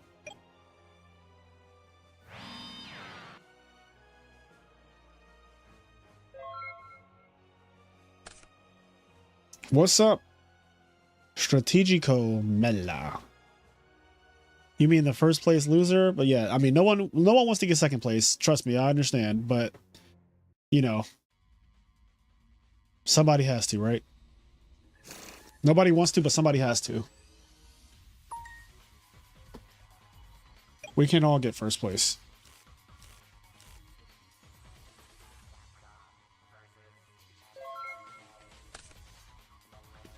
So, like, where was the finals of the RBET in New York? Because I left after I got 21st place. I was 6-2. My tiebreakers were not the best. So I got 21st place. So I left after that, went and got dinner with friends. But I know that they had to move the venue, but like, where did they actually have the finals, Rich? Like, where did you play at?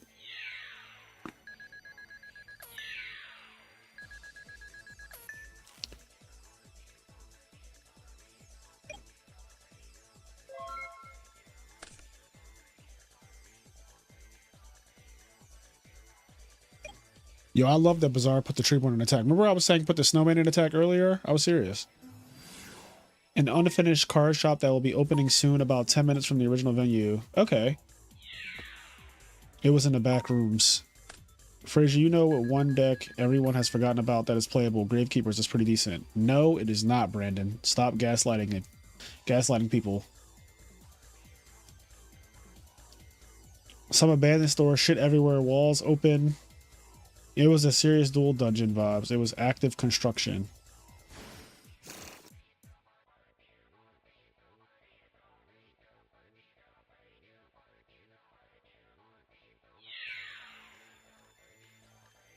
Huh.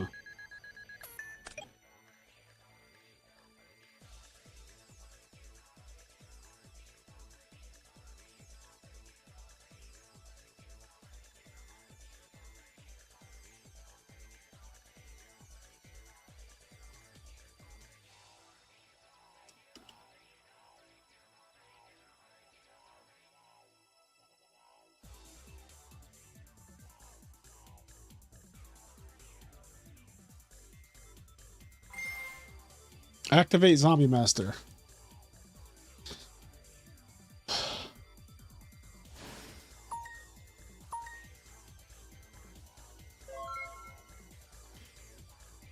Bring back Pyramid Turtle.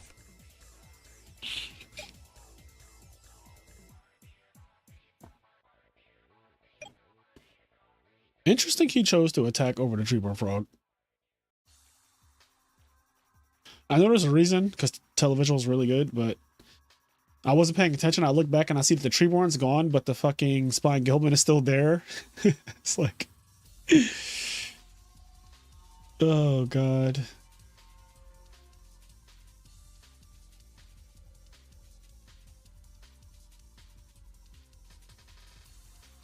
Bizarre. Kuchio se no jutsu. Goo. I thought of something. I hope Konami in one of the next OTS packs we get, they make an OG ulti Blue Eyes White Dragon. That would be fire, honestly. If the original Blue Eyes was ulti, that would look so cool. Oh, this Miracle Fusion is about to go crazy. Zombie Master's getting his ass beat.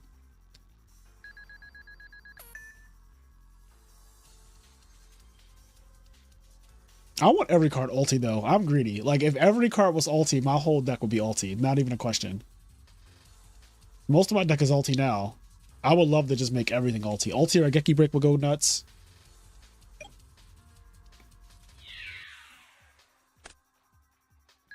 I'm trying to think in my deck what's ulti. So I have 3 ulti Caius, ulti Stratos, ulti Treeborn Frogs, ulti Ryza. Take my Ryza. Ulti Battle Fader, Ulti Brain Control, Ulti Future Fusion, Ulti MST. Are any of the traps? I don't have any ulti traps though, because Mirror Force, Torrential, Trap Death Shoot, Rageki Breaks. None of those are ulti. Oh, ulti Malicious Edge, ulti Dandelion, ulti Alias, ulti Econ, ulti Miracle Fusions. Obviously, how did I not get that immediately? Are any of the monsters? I'm scanning through my brain right now. I feel like that's all of them. Okay, let's see what the chat said. Third ulti Ryza, Melee Edge. I don't actually play 3 ulti Ryzas. I don't actually play 3 Ryzas really in any deck. Ulti Gores would be fucking sick.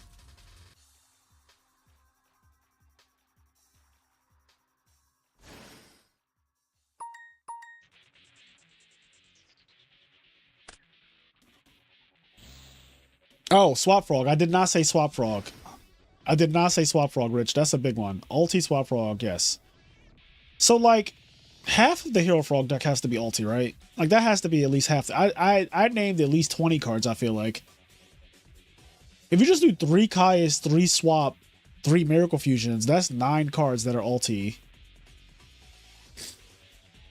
With just those 3 different cards, like Caius, Swap Frog, Miracle Fusion. That's just 9 ultis right there. So yeah, more than half of the Frog deck is ulti already.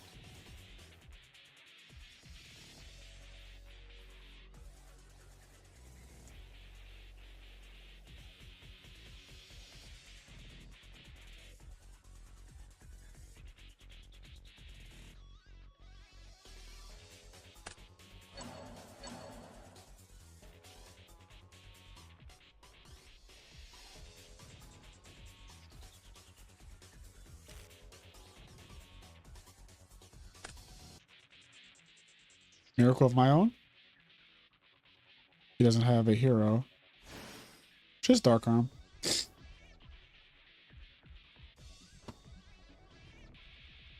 Yeah, my Neo's Alias is ulti.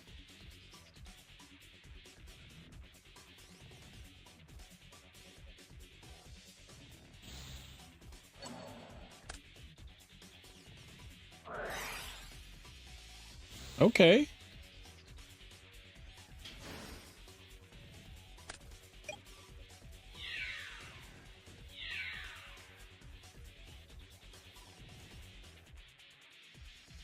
He turned this shit around quick. This went from being like... It went from being he's in a really bad spot to now his opponent's in a really bad spot. Dalt on Virus Value deck. I think it's a good deck. You forgot to say Ulti Miracle Fusion, Ulti Stratos. I did say Ulti Miracle Fusion. You weren't listening.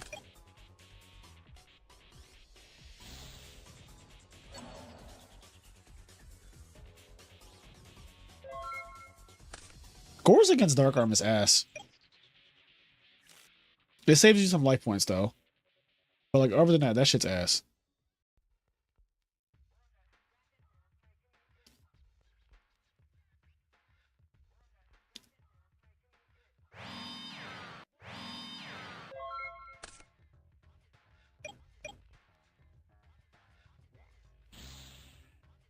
I prefer ulti. Whenever there's a choice between ulti and another rarity, I prefer ulti every time. There's not a single card that I prefer a different rarity of over ulti. Alright, this is game. Wow, Televisual really clawed his way back into this 1-1. That was amazing. That was something. That was some Yu-Gi-Oh! Yu-Gi-Oh! Yu-Gi-Oh!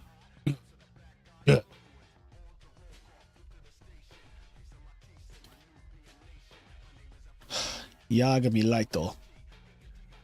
Y'all see my... Wait, let me move this way. Yagami Light. You see Light's face? Yagami Lighto.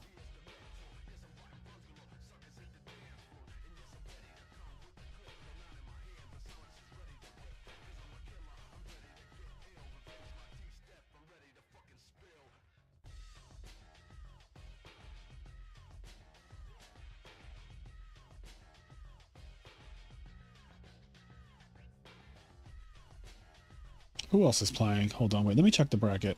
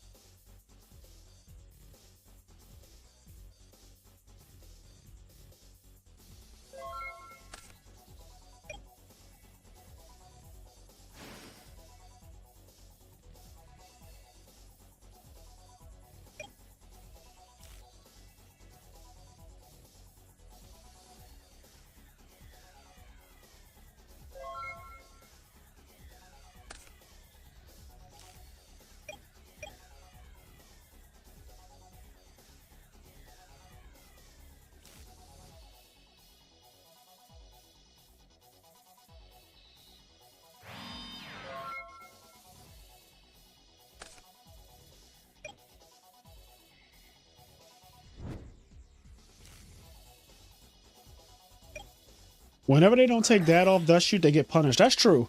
He blatantly saw the Dark Arm turn 1 with Dust Shoot. I forgot about that. But yeah, I've learned my lesson in Edison format when I was young as well. Like, when you see Dark Arm, 99.9% of the time, you're supposed to just take the Dark Arm away. I don't care what you're looking at as the other 5 cards. 99.9% of the time, you should take the Dark Arm. I'm just telling you, as somebody who's very experienced, when you don't take it, shit like that last game tends to happen. I don't know. The Yu-Gi-Oh gods might frown upon it or something, because they're like, we were nice enough to give you Dust Shoot, and you spat in our faces and didn't take away Dark Arm. I don't make the rules here. I'm just telling you how they do.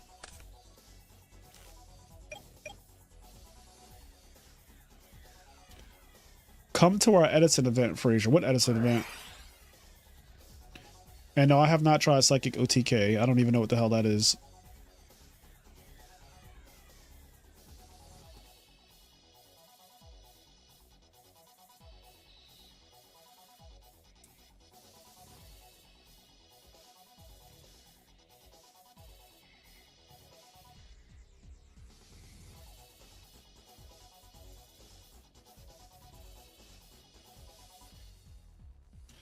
That same rule applies to BLS and GOAT format.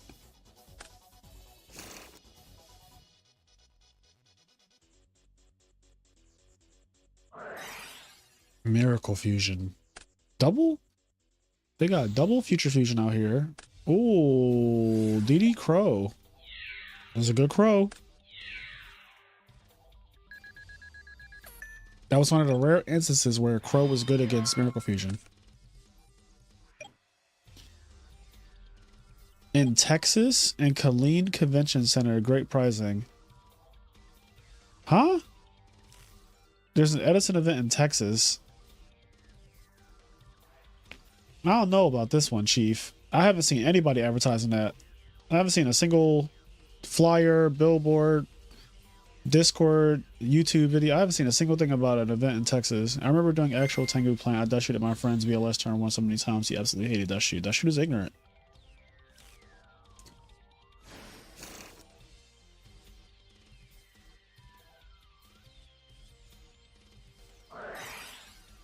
Activate Miracle Fusion.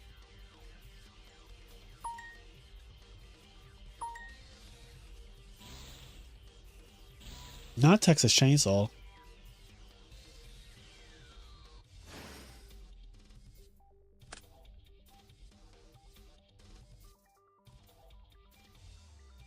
All right, thank God for that.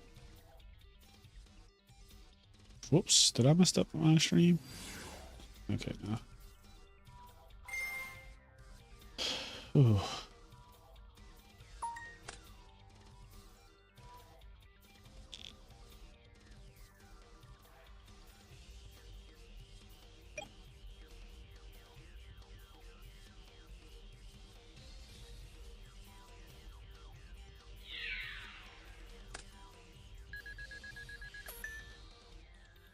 I heard about the Texas event. It's at Spot in the Woods Gaming.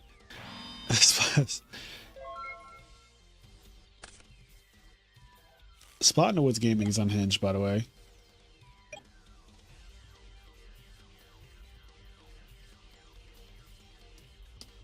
Spine Gilman has done a lot this stream. Like this entire stream, Spine Gilman has just been doing a lot.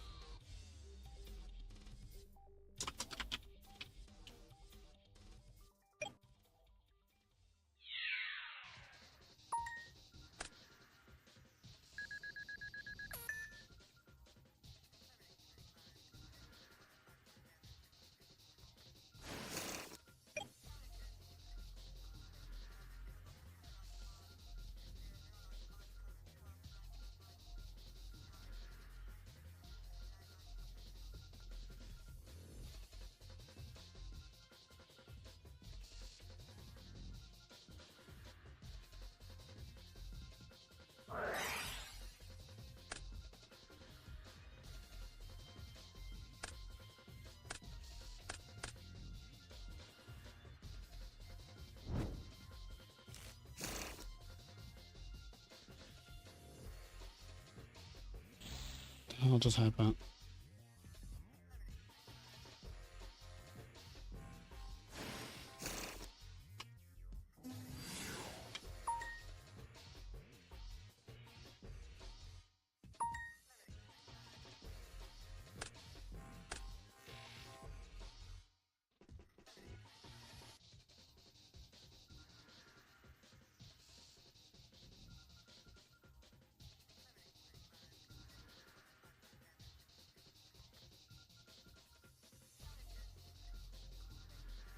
If you're not first, you're last. Ricky Bobby.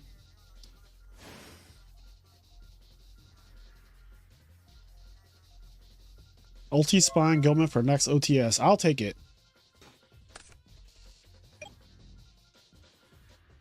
This is not Advanced Edison. This is regular Edison.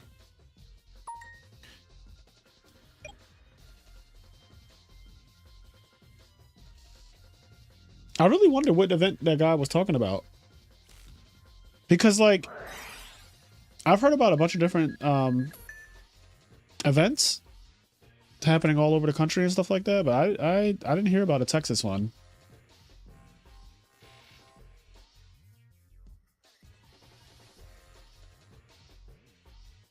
What are you eating, Dom? Every time I've ever had food on a flight, it was fucking awful. Like, I've never had food that was even edible on a flight before.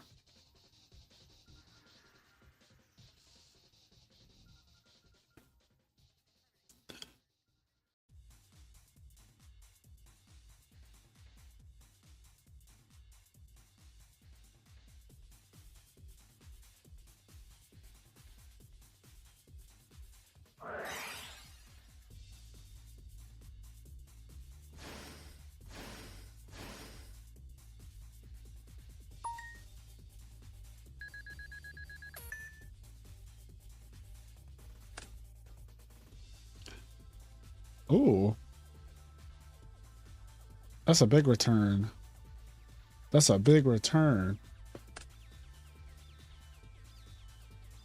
Asian with cards posted on Facebook. Okay, well, I don't have Asian with cards. Do I have Asian with cards on Facebook? I don't know.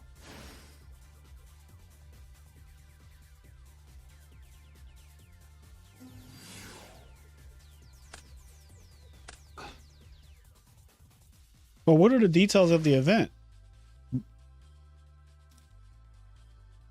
Like, what's the pricing and stuff? Give us some details. You got to make this interesting, Yoshi. You are not selling this Texas event to me at all, or the rest of the stream.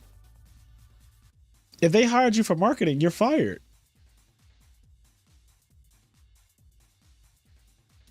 Roasted chicken, creamed potatoes, veggies, red wine, and a truffle brownie. That definitely sounds like some adult kid cuisine shit. Are you eating a Hungry Man meal in the air? It sounds like you're just eating a Hungry Man meal in the air. You're fucking eating Stouffer's.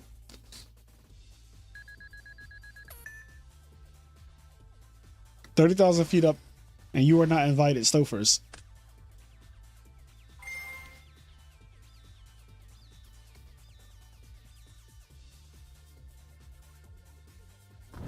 Red Robin.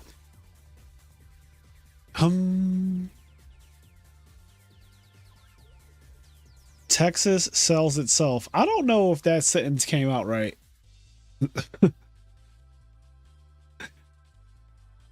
But like, I know a lot of people from Texas and no one has said anything about this event. So now I'm wondering what this event is, what's the pricing,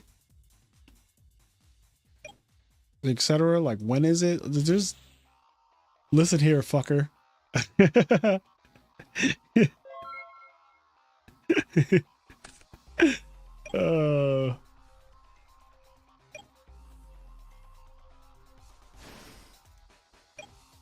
Hey, they're doing the Spider-Man meme. There's the Spider-Man meme. Look at this. Look at this shit. It's the Spider-Man meme. This is great.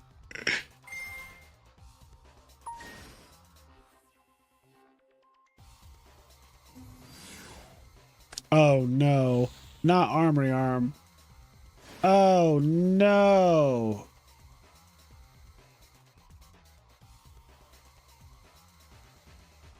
He big. She bangs.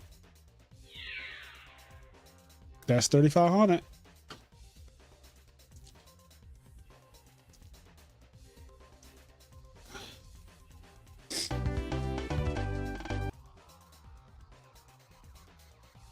All right. Well, Televisual is advancing through the bracket as he goes.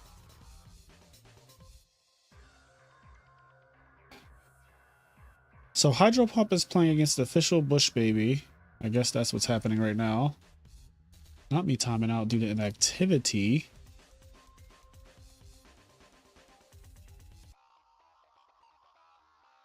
Oh, I could take winners finals off of here actually, because this is we're in losers bracket right now.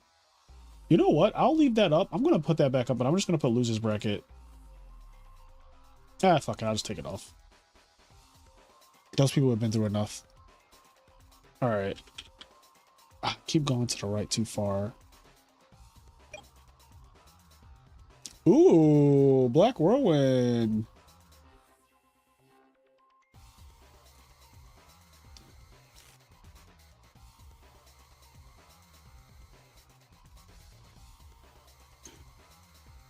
First place won ulti-rare Judgment Dragon plus champion Met.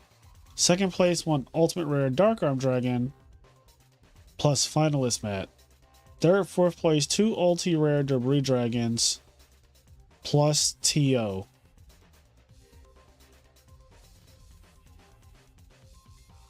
So I feel like that Texas event is more for people who live in Texas and not for people to travel to, because those prizes are like, they're good if you live in Texas, but I feel like, you know, I live in Philadelphia. I would not travel across the country to play in an event for an ulti-JD.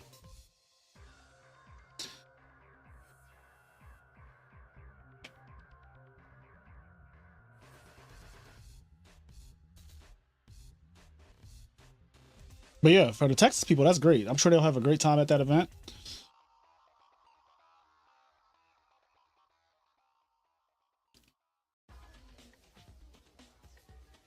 Entry is $50. Holy shit.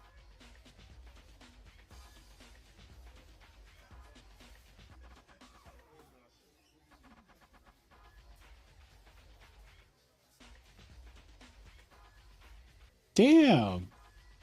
Not them taxing, not them having the entry fee be more than RBET with less pricing. That's crazy. Those prizes are good for like your local.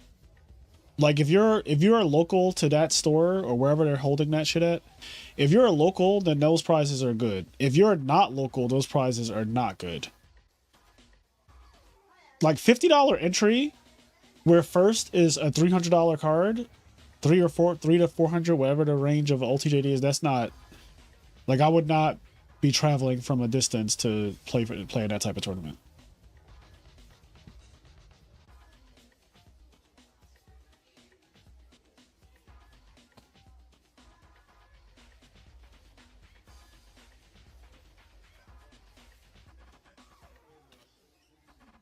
Yeah, $50 entry is fucking wild. Like, how many people are they expecting?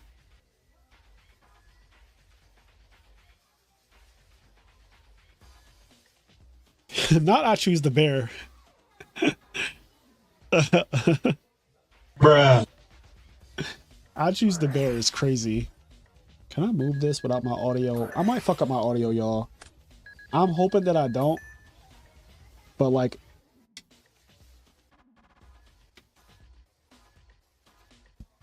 I'm praying that I don't fuck up my audio right now. Please, God. I know I'm not supposed to be touching this shit right now while I'm streaming, but I just really need to touch it. Oh, turn my light out. All right, there we go.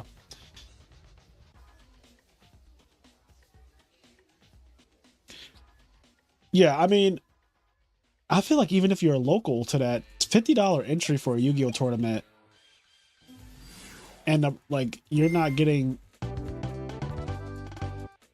getting like the prizes are way worse than the RBET actually, because RBET first place is 3 ulti Kayas, second place is ulti Dark Arm and ulti JD for second, and you're paying $40, so you pay less money and you get more stuff overall. Where yeah, no, it's a no for me. It's a no for me. Sorry to that man.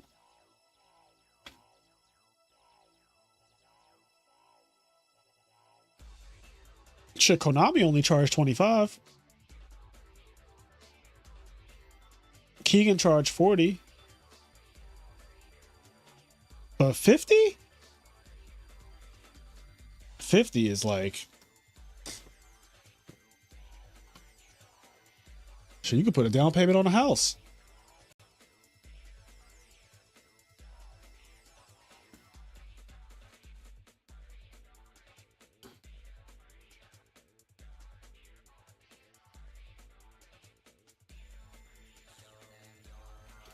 Let me check the bracket while they're siding. So I do want to watch Televisual versus... What is it? Televisual versus... Oh. Let me be logged in. Am I logged in over here? Hold on. Hold on. Just hold on. We're going home. Going home.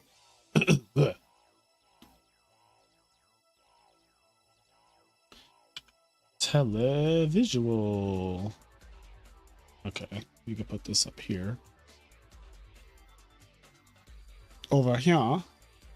Put this over here.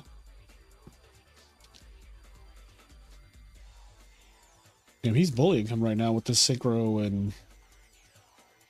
This card today has been on the field way too much. Oh, this is some kind of Fishborn Frog deck.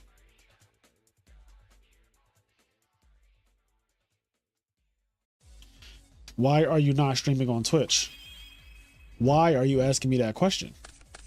Hey, yo, Fraser, how can I get in these tourneys? Also, do they run at a certain time day every week? No, they do not run at a certain time every day, or every week, rather.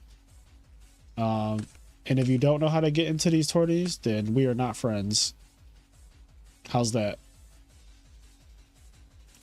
Reaper feels so underexplored. Okay, that's cap.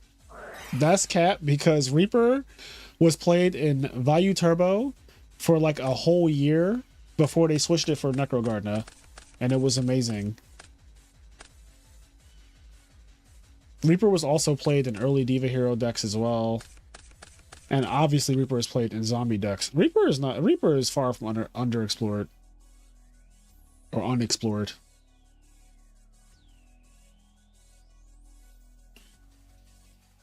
Bora does real non-consensual things to that card. That's crazy.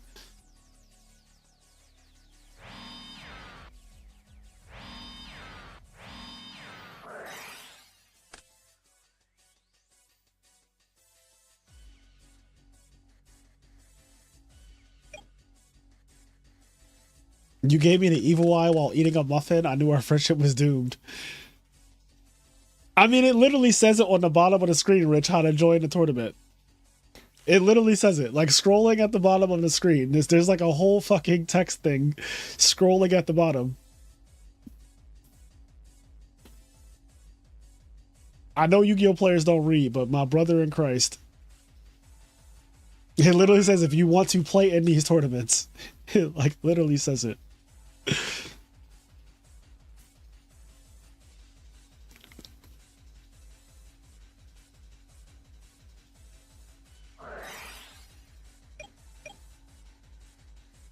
Draw 2.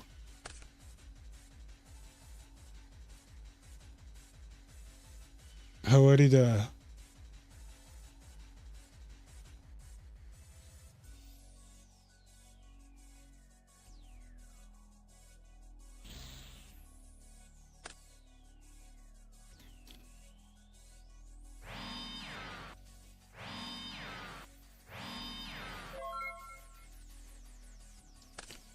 Shumatsu wa tomodachi to Yu-Gi-Oh shimasu.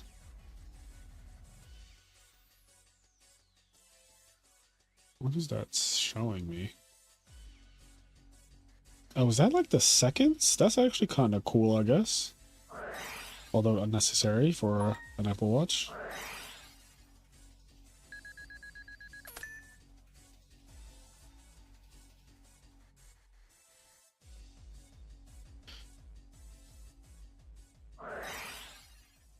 We gotta get you a version of the Simpsons meme of if those kids could read, they'd be so mad right now.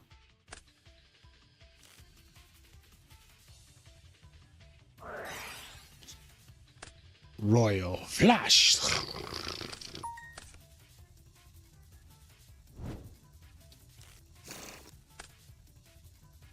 So you're saying there's a chance.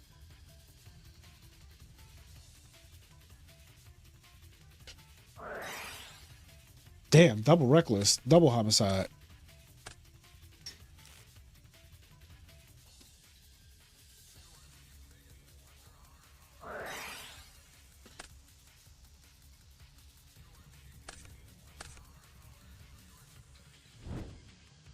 Oh, we actually don't have that many matches left. I just noticed.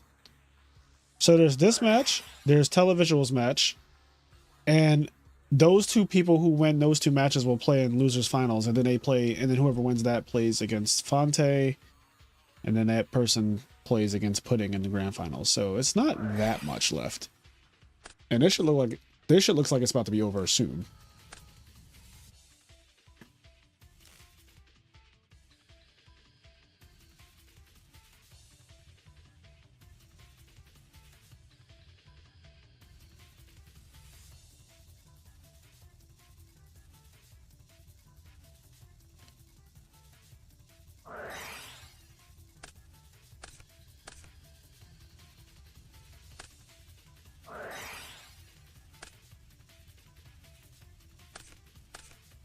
Let's just see, they're in game 2 and Televisual in game 1. Okay, just want to double check.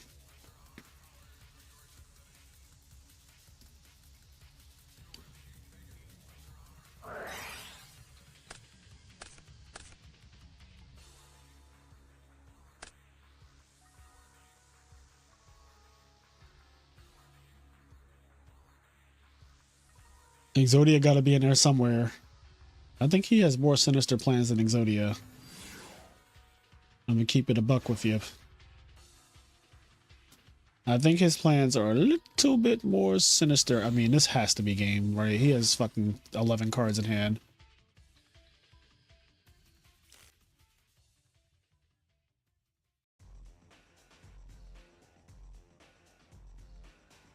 So I threw the Senate at him. The whole Senate.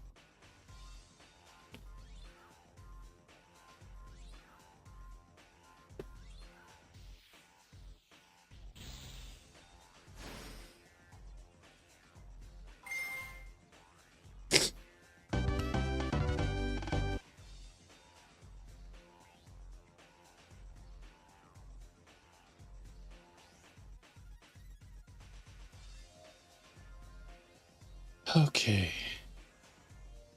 Siding is in progress. All right, that means we can watch this match. Aha, yes, we have a contingency plan now. Look at that. Who would have thought? Not me.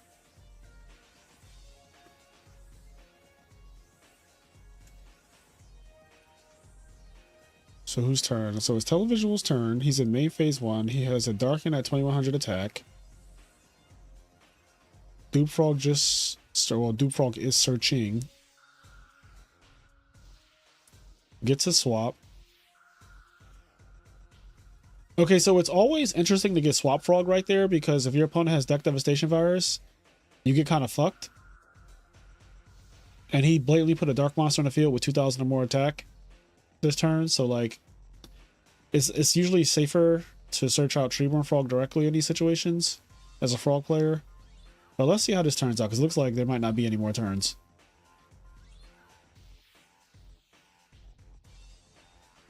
Okay, so this is a lot of damage.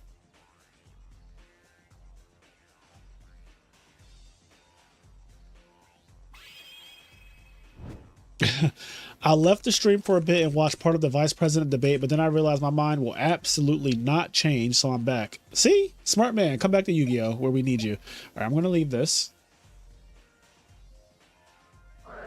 Do you enter these by being a patron and joining the Discord? Correct. So you need to first join our Patreon in one of the paid tiers, and then you get access to our Discord server, and there are hundreds of people in our Discord server. I think there's like 100 and, at least 150. I don't know the exact number. Let me just check something real quick, see if I can get like... Oh yeah, there's over 200 people in our Discord server. So these tournaments, I do them whenever I have time. Today I had time, so I decided to throw one.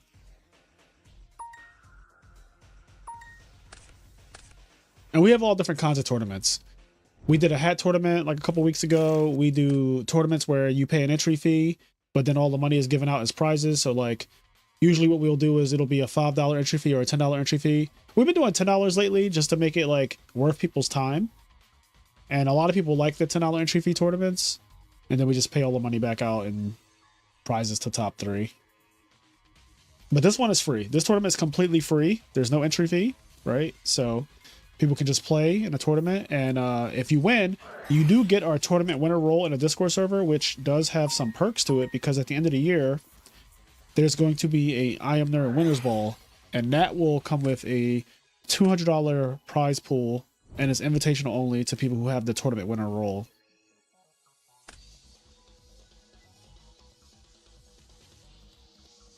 Rich, shut your ass up.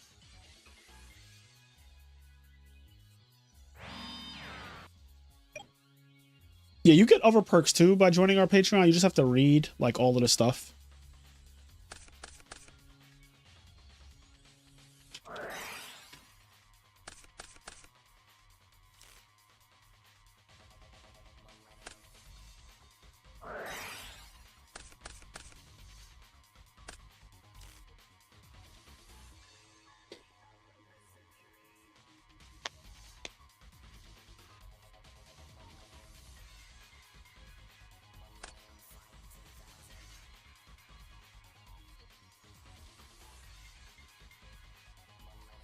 I heard Pudding is cooking.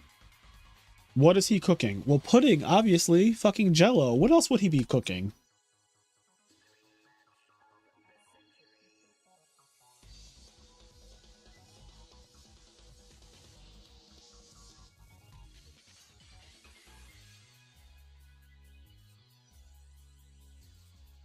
Okay.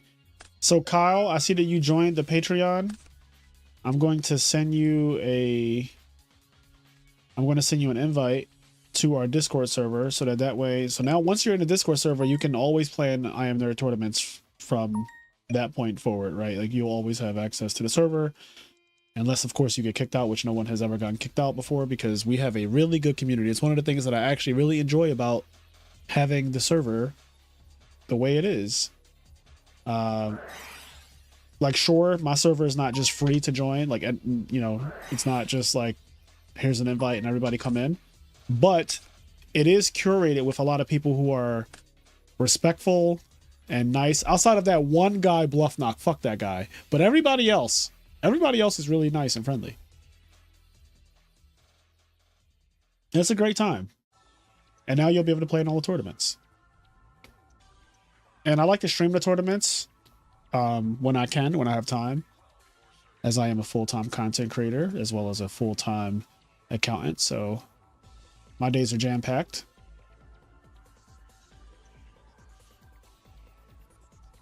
Pudding took me not being in the tourney and ran with that, John. Yeah, Pudding definitely said, oh shit, I saw him, he's not in it, I'm gonna win tonight, because you have been the bane in his fucking deck for months now. Honestly, he said that he's like 0-6 or 0-5 versus you. Motherfucker said Jello. I did say Jello. He asked me what Pudding was cooking. Bruh. Like, obviously Pudding is cooking Jello. Finally, the real traps come out. Haha, I should have respected it more.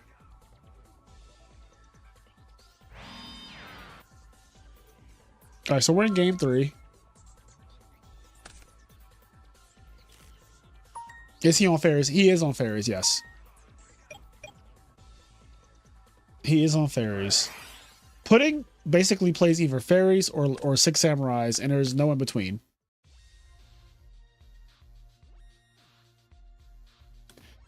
One day Pudding is going to be my doctor. I think he's at med school. He's very smart. He also has a perfect voice for broadcasting or for like anything content creation. Like if Pudding was a content creator, his voice is fucking perfect for that.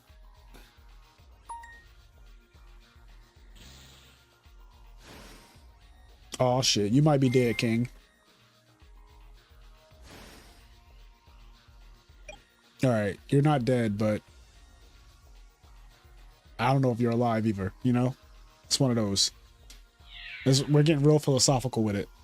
Like, you're not dead, but you might not be alive, you know?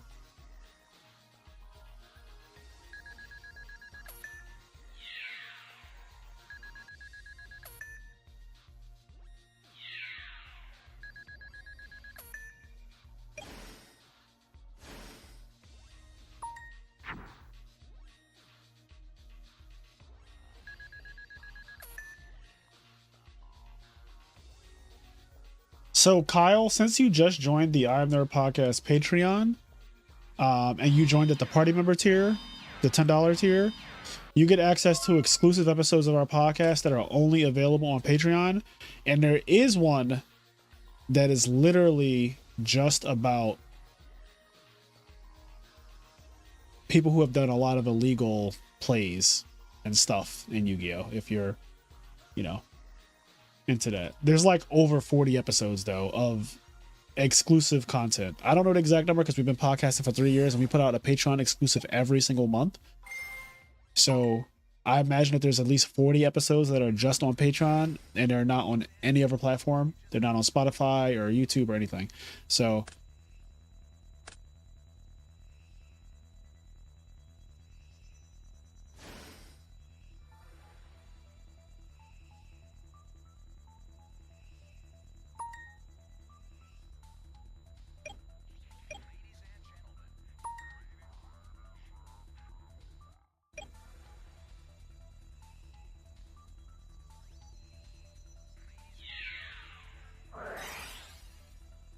oh, Kyle, you're a friend of Stengo's, it says.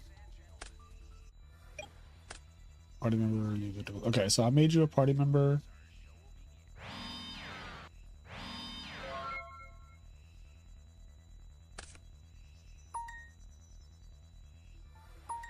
Four years what?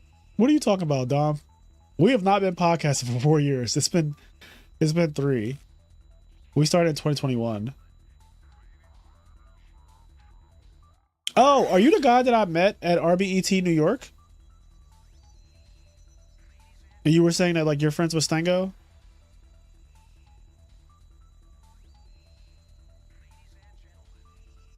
GG. Okay, this game's over. Televisual's game is... He should have switched token to defense.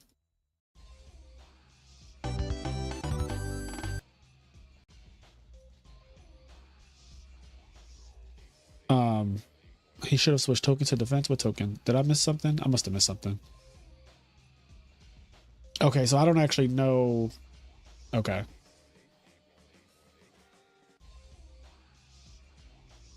Yeah, no, it wasn't the first year of COVID. It was once I realized that I work from home and that's like the new world. That's when I officially started saying, oh, I have time to podcast now, basically. And one day, hopefully I can quit my job as an accountant and just do this full time. I would love to do this full time. I would stream every day.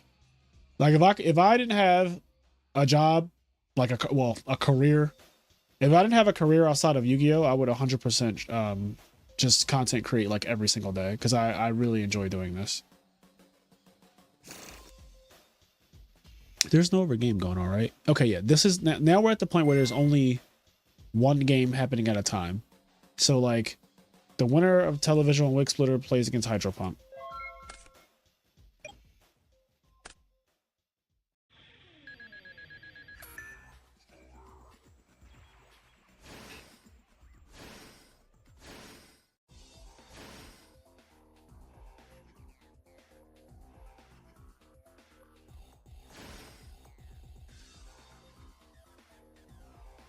This meatball just joined the Patreon. Okay, let me refresh. Let me refresh.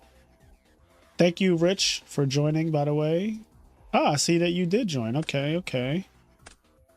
I'll send you an invite. Where my people at? Where my people at?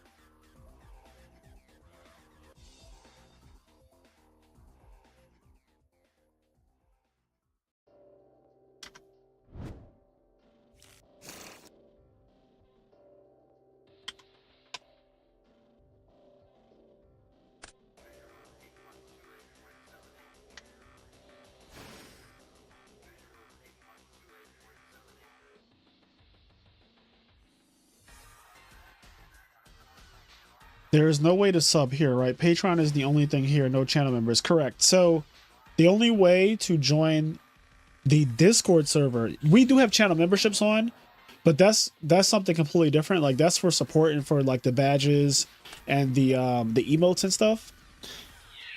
In terms of getting into our Discord server, that is through Patreon only. Now you were a member since October 2023, but you finally opened the wallet for me. Well, thank you, Rich. As oh my god, this field. Okay. Hydro's opponent had a 3,000 token, which Hydro actually cannot clear without Vortex or Armory Arm. Very nice. No, Niagara is not the last big Edison event of the year. There's Anaheim YCS in December.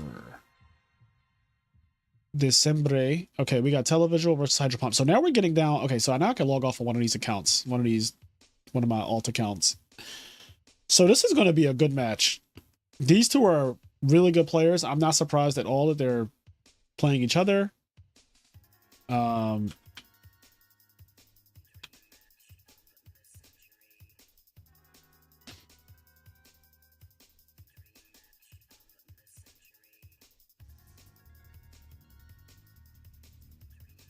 Not Sir Blumpkin.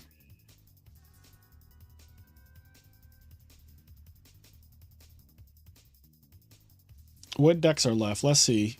So putting his own fairies, his fairy deck that I do believe is the best fairy deck in the format, as of right now anyway. Fontes on GBs. Televisuals on Zombie Hero. What do you call that deck? Like Diva Zombie Hero, something like that. Anyway, and HydroPump is on Dragon Turbo. So it's 4 different decks. 4 different decks. And none of these are big 3, actually. Fairies, GBs, Diva, Zombie Hero, whatever, and Dragon Turbo. Those are the 4 decks left. So it's going to be a pretty eventful night.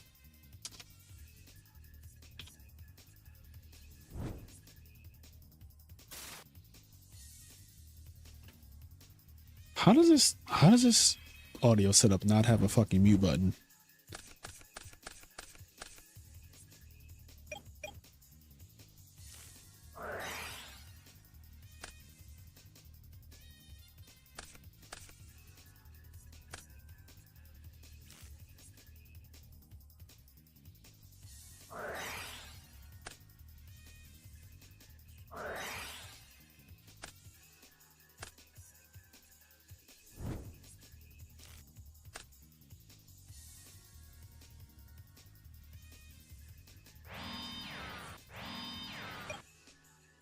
No, I know Sir Blumpkin is you. No, I can tell every single person that joins the IMNerd podcast Discord server, I can tell exactly who they are because on Patreon, it tells me like who you are, right? So then when you join, I can see the code that you use to join the server. Basically what this does is it prevents people who should not be in a server from being in a server. Like if somebody joins the server and they're not joining it through Patreon, I mean, you really can't. But even if you found the way to, I could tell that you joined it in some weird way that is not through Patreon, although I don't know anything about how to do that anyway. But basically every single person in the server has been vetted through the process.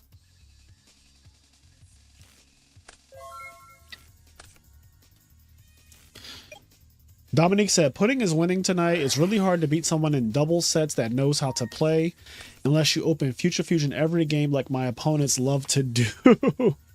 Shots fired. I feel like that was shots fired low key at shots fired! Shots fired! At AtrueHero. I'm trying to think about the people who've beaten you, who've opened Future Fusion a lot, and that's like one of the only people I can think of. I also want to say that Fairies has a good matchup against every deck left in the tournament. Except like the GB matchup is sketch. I think that, I mean, he 2-0'd the GB guy though, so maybe not. But like Dragon Turbo, Fairies have a winning matchup against Dragon Turbo. Fairies have a winning matchup against Zombies for sure. And what was the other deck? GBs, yeah. So yeah, I think he has a winning matchup against these two. And then the GB deck is the one that I would be like a little... Even though, again, he did 2-0 him though.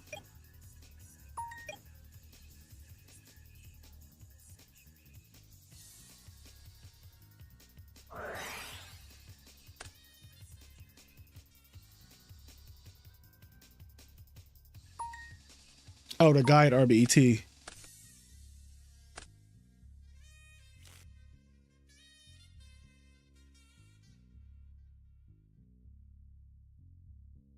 Pudding has 3 Raikou and 2 Honest for Drago. That's about it. Yeah, I can imagine that being hard to deal with. So if he finds the Drago, the problem is, like, there's usually only one Drago. But if he finds it, then yes, it definitely is a problem. It's basically like if he finds Drago before you find Christia, of course. The other thing is like, does he not have one of the outs to the Drago? Because there are some outs to it. But yeah, I get your point. It is a card that is very problematic for his fairy deck.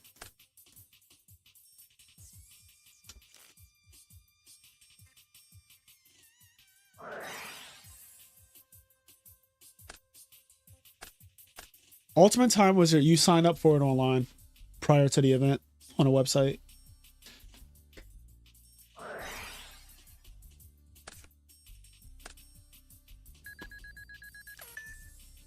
I would say that 5 answers in a 40 card deck is a lot too, though. I think that the bigger thing, and this is kind of like implied, is that Dragon Turbo, when it summons Drago, also has other things to clock you. So like that one turn where they make a push with the Drago and Red Med or whatnot, you probably have one turn to really do something. And if you spend your one turn setting Raikou, you might die. Turbo doesn't really have outs to Christia game 1 at all. Unless you're playing like a spicy list, but usually game 1 is like, that shit's just... Usually. No, I know some people... Hold on, let's look at ProStorm's deck. ProStorm plays Mare Force and Torrential in his main deck. He got 5th place at Peak of the Beak. This is the same tournament. We both topped this. And he has 2 outs to Christia, but like they're outs in a sense that you have to out it and then kill the person. Oh yeah, Trooper and Treacherous Trap Hole.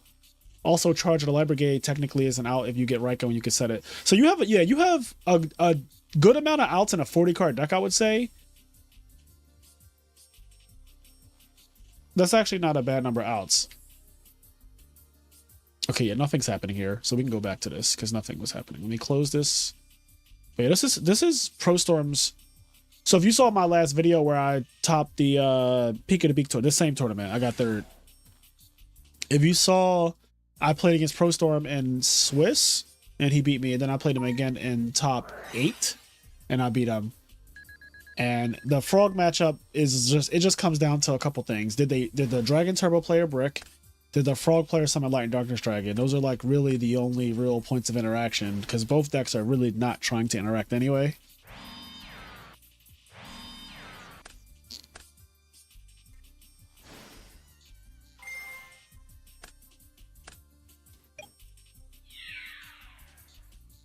Uh-oh.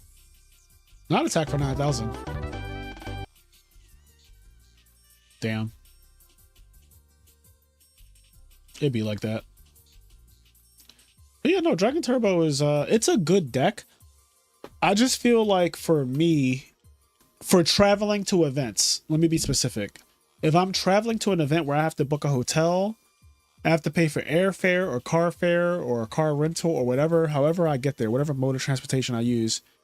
If I have to pay for those things, so I'm not sponsored.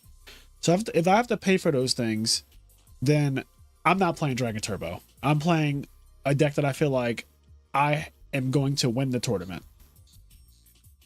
And while I do think Dragon Turbo is actually a really good deck, I don't think that I'm going to be the guy to win a tournament with Dragon Turbo. Because when I play it, sometimes it just decides that it doesn't want to cooperate. I have had times where it cooperates with me and it's the best deck in the room. But then when it doesn't cooperate, it's really frustrating. And like, you just don't know when it's going to cooperate or not.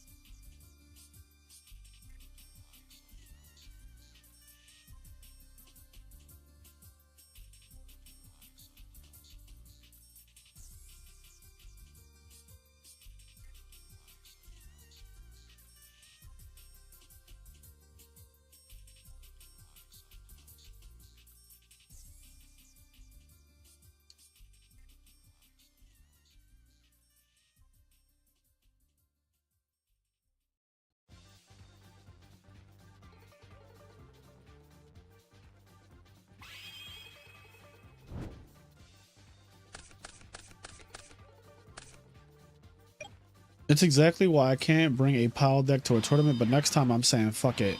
Yeah, see, Dom, the one thing about you is that I feel like you're good at making things work that are unconventional. That's like a specialty that you have in Yu-Gi-Oh! You're one of those people that's just, that just works for you. And while I'll always recommend the safer answer because, at least from my perspective, like when you ask me, should you play your Lightsworn pile deck or should you play your like Hero Frogs? From me, it's always gonna be Hero Frogs because I have so much control over the game when I play Hero Frogs. Literally no other deck in this format do I feel like I have more control over the game than when I play Hero Frogs. Like that deck, I just have so much control over the outcome. And more games than every other deck feels when I play them. Like when I'm playing Blackwings, it's like, okay, I do have a lot of control over the game, but it's just not as much as I have with Frogs. Same thing with Value. Like I have a lot of control over the game. The big three all have a lot of control over the game, but I feel, for me, Frogs has the most. I don't have much control when I'm playing Lightsworn and Dragon Turbo and shit like that. I feel like a lot of my games are just, well, this hand is Hyper AIDS, and I'm at the mercy of my 7th card draw, and if it's not a card to unbrick my hand, I'll probably just lose this game at least.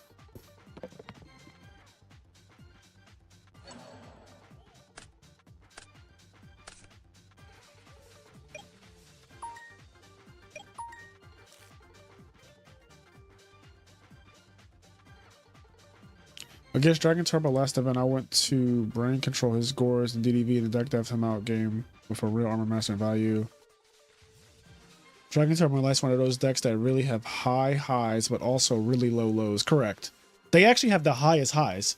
When Dragon Turbo and Lightsworn do what their deck is supposed to do, they're better than every other deck in the format. Fact. ProStorm says, I think Dragon Turbo is a much better pick to win when the competition is much higher and the skill gap isn't as apparent.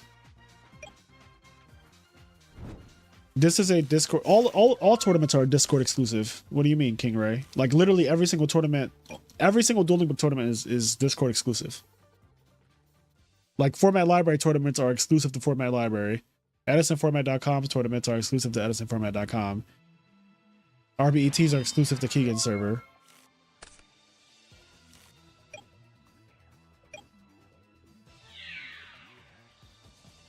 Hey Fraser, can I ask what you think of Synchro Cat and Edison format? I don't think it's very good. I really want to see you top with the pile. Deck is actually nutty. Yeah, I want to see Dom top with the pile too. That would just make sense.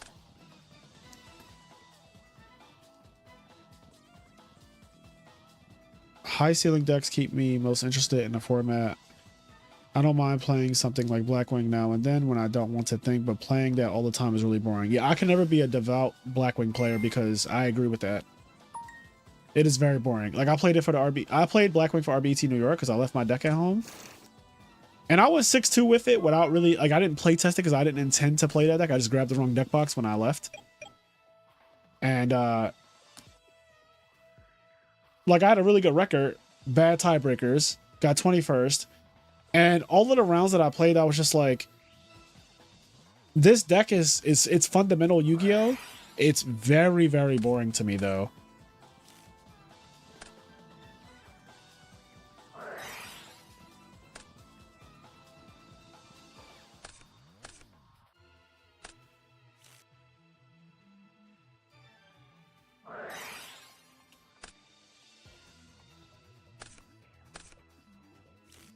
I agree with what Pascal said as well. Like, Dragon Turbo, when it opens nuts, it just wins the game and it's solitaire. And it's not really skillful either in that regard. Like, once you know the lines, and it's not really that hard to know the lines with Dragon Turbo, the deck is pretty fucking brain dead if we're being complete. Like, especially at my level. Like, the deck is not very difficult to play if you just know how to play Yu-Gi-Oh! At all. Like you learn how to OTK someone, and then it just comes down to sequencing, which I think is also a really simple skill to have. Like it's a very basic skill to have to me in Yu-Gi-Oh! To just sequence your draws correctly. Like, oh, I have Cards of Continents Whitestone. Like, play this first so that I thin my deck out of the blue eyes instead of drawing into the blue eyes. Like, it's just very simple. So once you know the lines to OTK, it's like, now what? The difficulty in Dragon Turbo is when you don't draw broken hands, do you know how to play out of those mediocre hands that they can do something? Like, it's not a complete brick. You can play to an extent. You have to know, like, when to go for it. And that is the difficulty part. Like, that's where the difficulty comes in, is like, should I just summon Red Med, summon Blue Eyes here and start attacking here? Or do I keep waiting and try to, like, piece together more cards before I go off? Because once you go off and you don't kill, your deck is very fragile to a crackback, and it doesn't have a good recovery because it's a combo deck. These are all basic concepts to me. I understand why, obviously, not everybody could, like, play Dragon Turbo at a high level or whatever, because if you haven't played Yu-Gi-Oh! A lot, or if you're just not really that good, then Dragon Turbo is a pretty complicated deck. But I think that, like, I think I'm a better player than Dragon Turbo is a deck, is how I feel.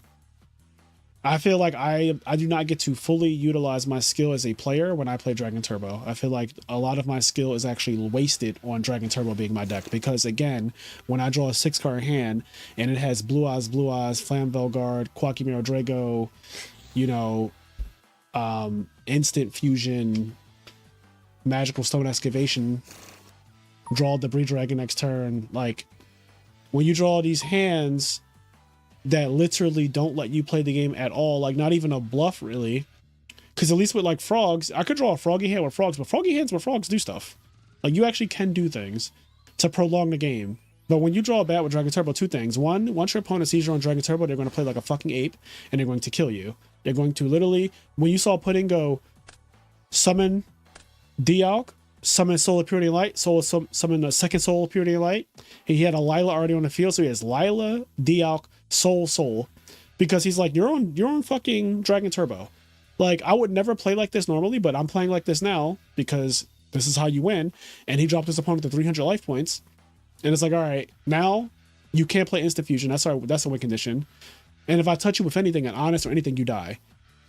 I hate the game boiling down to that. That is not skillful to me. Like, that is just you forcing me to play like an ape. And me as the Dragon Turbo player is looking at my hand like, man, I can't really make any plays. Or like I made one play that was like, oh, I traded in for Blue Eyes, but I still didn't draw any real juice. So I just kind of pass. Like when the deck runs hot, it's broken. When it runs hot, it's very broken. And if you stay with it long enough, you're going to run hot eventually. And then like, you know, you might win, you might top, you might get second a couple times. But I feel like for me, it's just like, it's not my cup of tea. You should follow Gary's footsteps and play value. No, the house is very well. The house is our group, like our personal group. And we're very well, what's the word? Diversified in the decks that we play in the house. Like Cairo is the specialist with Diva Hero and mostly Black Wings. Like he plays Black Wings and Diva Hero. I'm obviously the frog guy. Gary OG is Value Turbo. Luke is GBs and also recently Black Wings. He's been playing the deck a lot and topping with it. And I kind of like it that way. I kind of like that we all have like a specialty. So that way, if you need practice against one of those decks, you just play against that person.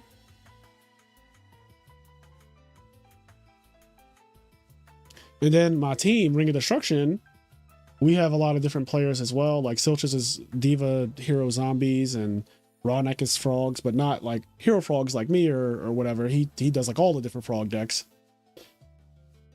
Raikoko is literally any deck. I feel like. Pro Storm and Hydro, like Christius One and Dragon Turbo. They prefer the decks that don't want to interact, which I understand. There's a society of Yu-Gi-Oh players who like not interacting with their opponent much. Like they prefer to just steamroll them and not give them a chance to play. And that's fine too. Some people get enjoyment from that. But then that comes with a cost. It comes with a cost of like, oh, you know, I bricked or whatnot. So I don't get to interact this game. But then if I don't brick, you get shit like this where your opponent has literally 11 cards in their hand and you're about to die.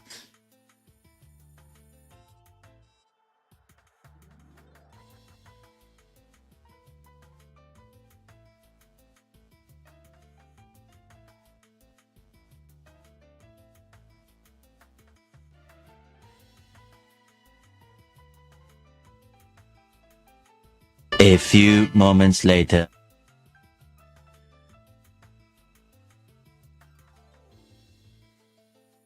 Heavy slump. Heavy slump would be so wild. I mean, it would just be game. That's what it would be.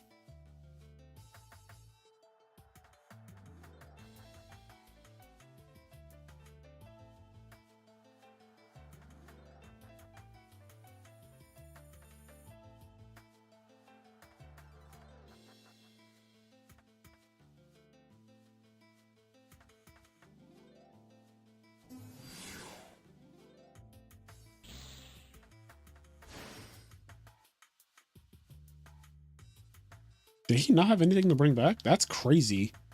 Considering how many cards he's drawn and all that, but...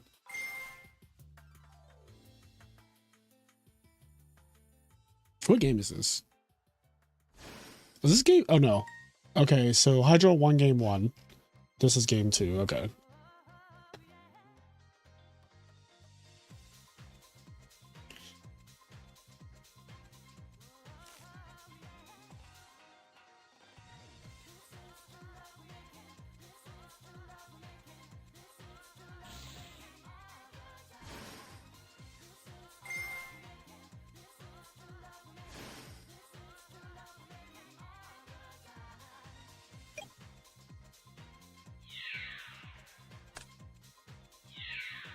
This is a free push.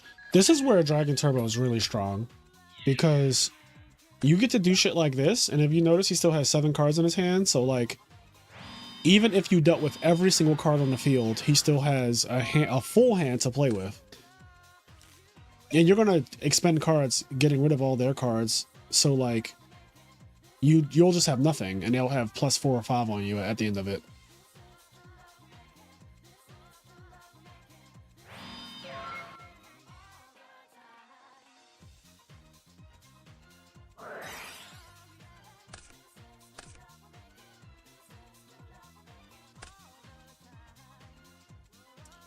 I mean, this is definitely over now, right?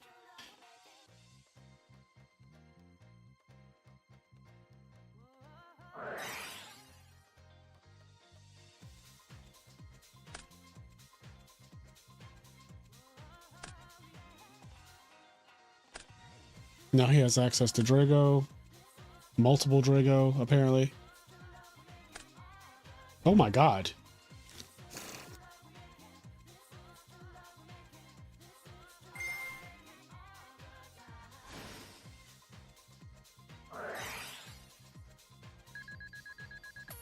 Yep, there's Brio.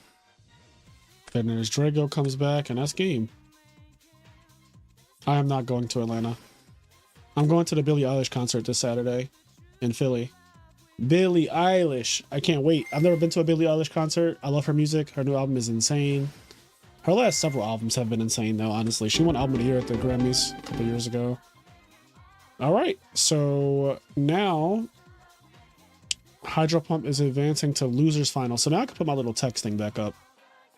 Because now we're going into losers finals.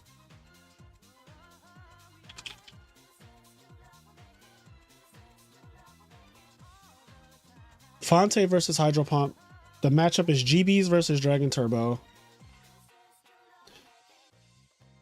So GBs supposedly have a good matchup against Dragon Turbo, but I really think that it comes down to the die roll. And also hands. Well, specifically the Dragon Turbo player's hands, not the GB player's hands. The GB player doesn't need much. The Dragon Turbo player just needs to open one of those hands that has like Red Med and a way to summon Red Med in it, and they can essentially win the game. What am I doing? So yeah, they haven't started yet.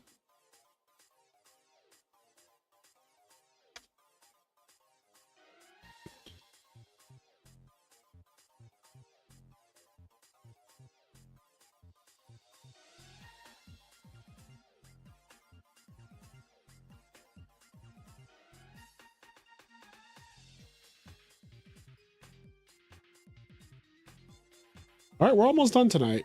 We have 2 more matches. We have this losers finals and then we have grand finals, and that's it. So I'm actually on pace to get my Japanese lesson done before midnight too.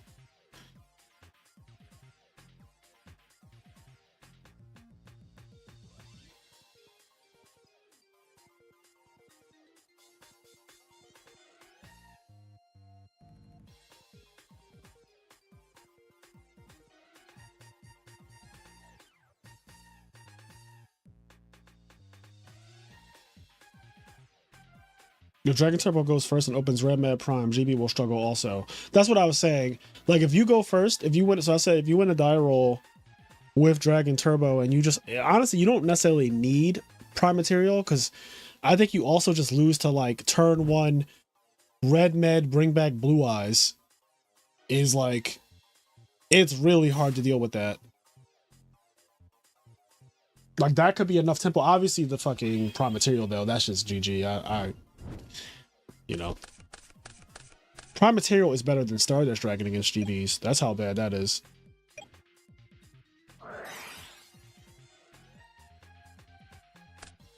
Yeah, well, Pascal, people in hell want ice water, or whatever they say. So, this is a game. This is exactly what I'm talking about. If he has a way to summon Red Med here, this game's already over. Like, this...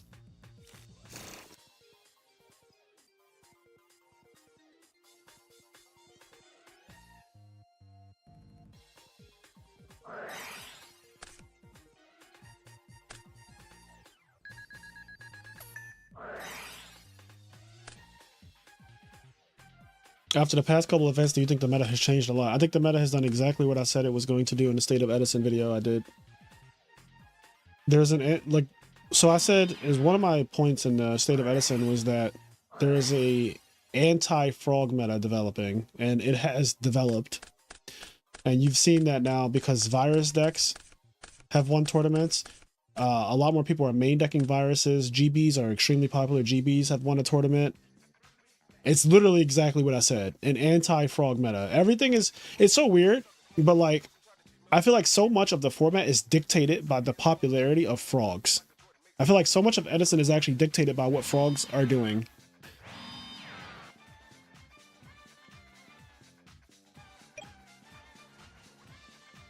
So as long as frogs are really good, then GBs are really good. And so, and like as long as Dragon Turbo is good, GBs are also better from that as well. But then if GBs become really good, then stuff like Hero Beat becomes good again. And then if Hero Beat becomes good, then frogs become better. As you see like this cyclical.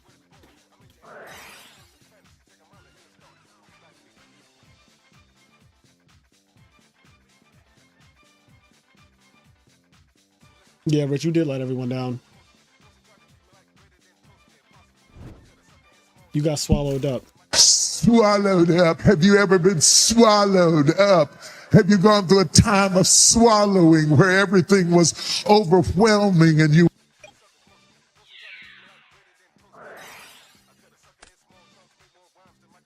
I don't know anything about Europe. I have no insight on how European events. Europe is a wild place in terms of Yu-Gi-Oh! I have no idea what they're doing. Because even in modern Yu-Gi-Oh! I know that Rika deck kept winning fucking events over in Europe, and like that shit never did a single thing in the United States. So I don't know. Europe has always been its own thing. Like in any format. No, I didn't see a single portion of the stream from RBET New York. Because I spent that weekend in New York, so like, I didn't see any of the stream. Well, it's only a one-day event. I was going to say I didn't see anything from Saturday or Sunday. But no, I didn't see any of it. I didn't see the finals. I didn't see Top Cut. I didn't see any of the Swiss rounds. I have no idea what went down.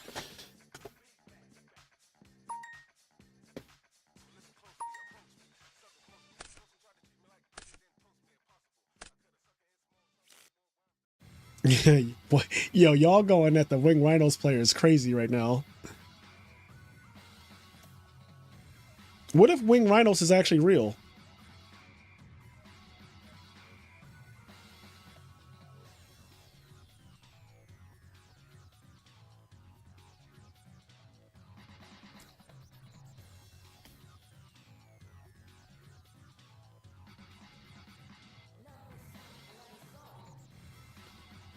Oh, you got smoked by GBs on Value Turbo?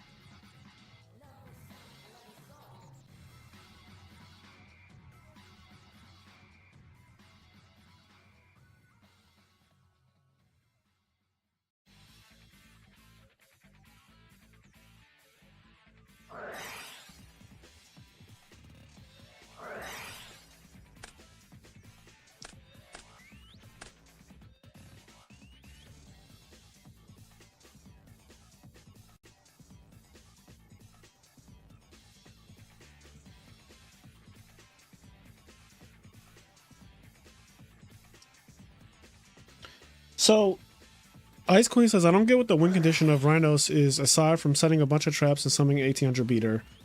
And in a way, you're correct, but if you really see how that deck is played at a high level, what it does is it just nickel and dimes you for all your cards while it goes plus, because it plays cards like Accumulated Fortune, all the draw traps, Legacy, Jar, so if your opponent touches them at any point, they go minus. MST, Heavy, Monarchs, like anything that you do to touch a back row, you're going to go minus. Your traps are bad against the deck as well, so your Torrential, your Mirror Force, your Bottomless, terrible. Your discard traps, really bad. So all your traps are terrible against the deck. touching the back row is weirdly bad against the deck.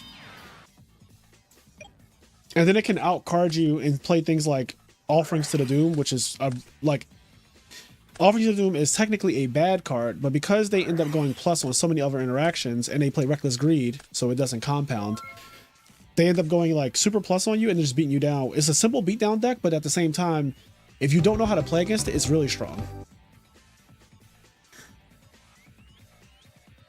All right, that's game one. Future Fusion.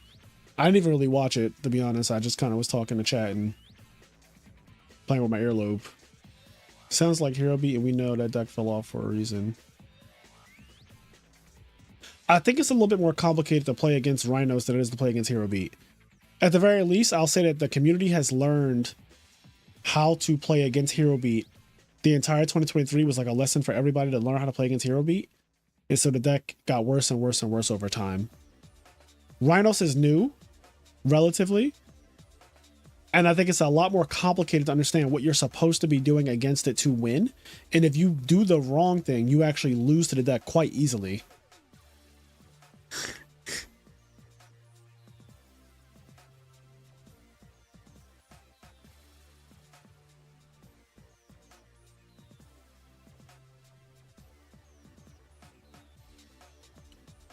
When Kenny and I ran into the Wing Rhinos deck in the Master and the People episode, we ran into it and it was an hour. It took an hour to beat that guy. And I don't know how long the video was. Let me see if I can check real quick. The video might have been an hour, but we played him, I think, longer than an hour. It was a really long set because my mind was literally working through how to win. And it takes a while to like really understand, like, okay, this is what I'm doing here. So the video was an hour and 5 minutes after editing, and our editing process is pretty intense in terms of like removing stuff that I just think is like boring to the viewer. Like I try to make the videos quick at least, whereas some of these other people, they just put their videos out with no editing. It's like, all right. Anyway, that video's over an hour long after editing, which is like, not because we're bad or something, but it's just like it takes so long to actually understand what the hell is going on. It does have problems. Dupe Frog, Substitoads, monsters with 2000 defense are a problem for the deck for sure. Blackwing's in-phase Icarus attack is a problem for the deck for sure. It's probably one of their worst matchups. Icarus attack just deals with anything that's like chain burn.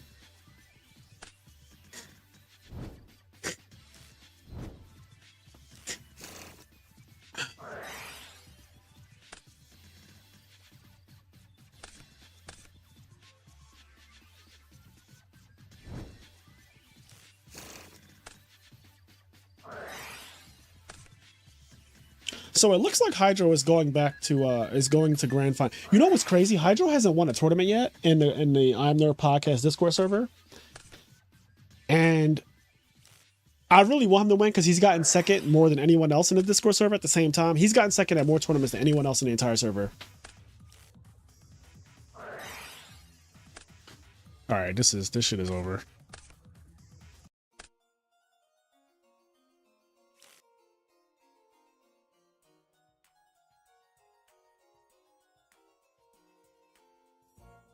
Yeah, GBs is a bad matchup for Rhinos too, for sure. I don't imagine that Rhinos beats GBs when they're maining triple trap stun.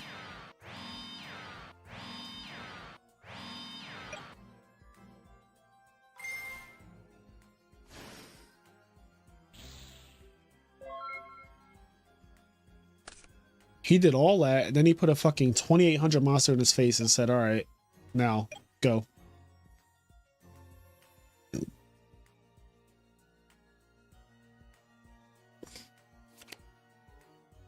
Hey, it's a Rhino. And a tiger.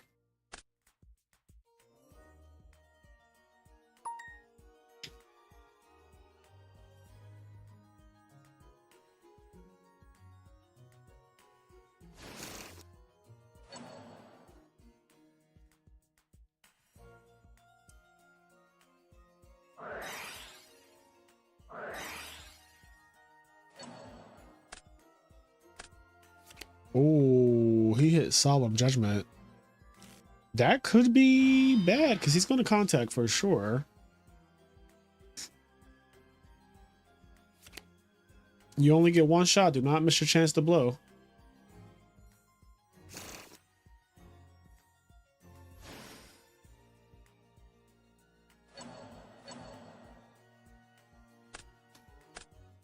Damn, and he hit D prison? Yo, this might... Hold on. Hold. Hold. We might have a game. Just kidding. Bruh. Just kidding.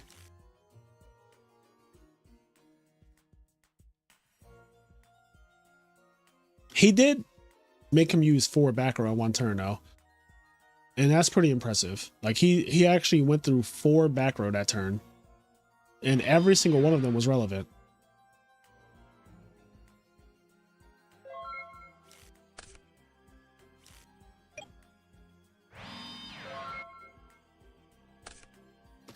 Yes, it's a fucking Rhino Dom. Are you serious right now?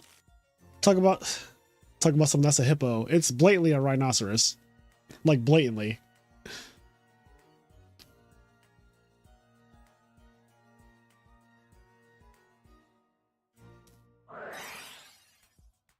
And I draw.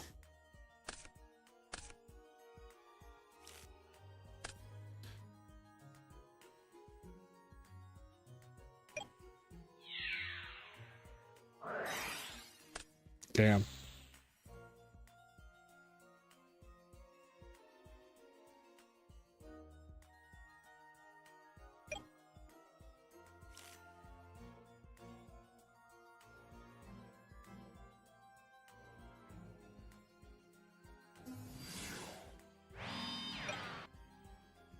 This Draco is probably too much for GBs. 1900 attack.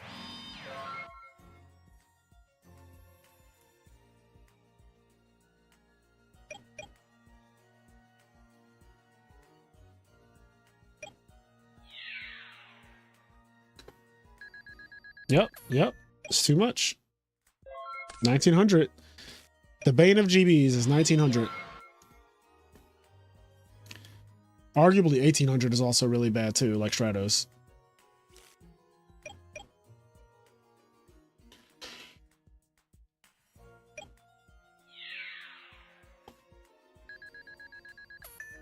I'd pay real cash to never see another Glad Beast, damn. The hate is real.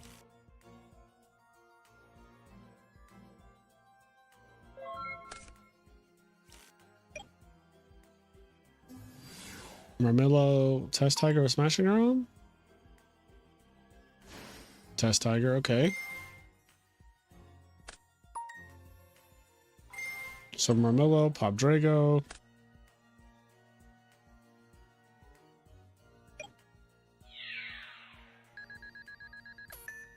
Here we go. The comeback.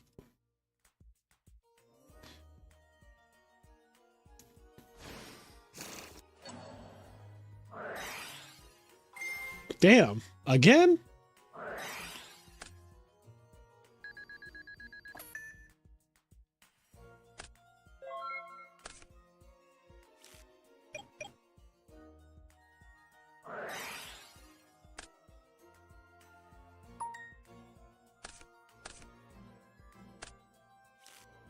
Counting for Super Rejuvenation when you have 10 cards in your deck is unhinged. Even though, like, I get it, you're probably still going to play the Super Rejuve, but it's just kind of funny that he started counting when he has fucking 10 cards left in deck.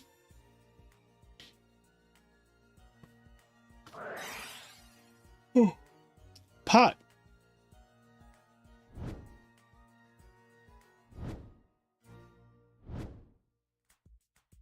Glabbies, Clifford, Firefist, Flowunderies, Tempai. Corporate needs you to find the difference in these decks. They're the same deck. Is that true, chat? Do they have the same energy? Like, do all of those decks have the same energy? Glabbies, Clifford, Firefist, Flunderies, Tempai. Alright. Are we done here? Fuck. This shit's never gonna end, bro. Put a Drago in front of his face again or something. I don't know.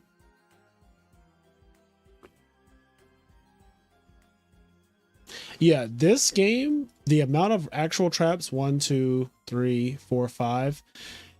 This is the most amount of real traps I've ever seen. But again, if we reference Pro Storm's deck here, 1, 2, 3, 4, 5, 6, 7, 8, 9, 10. Yeah, there's a lot. They're like frogs. Remember when frogs didn't play traps, and then we all kind of started playing traps and catching people off guard with Mirror Forces, Torrentials, and Deep Prisons and shit like that? That's where Dragon Turbo is now. It's that same thing as frogs was back in 2023 before the meta got changed by people like me playing a lot of real traps in frog decks. And because Dragon Turbo draws so much of its deck, they're going to see their traps too.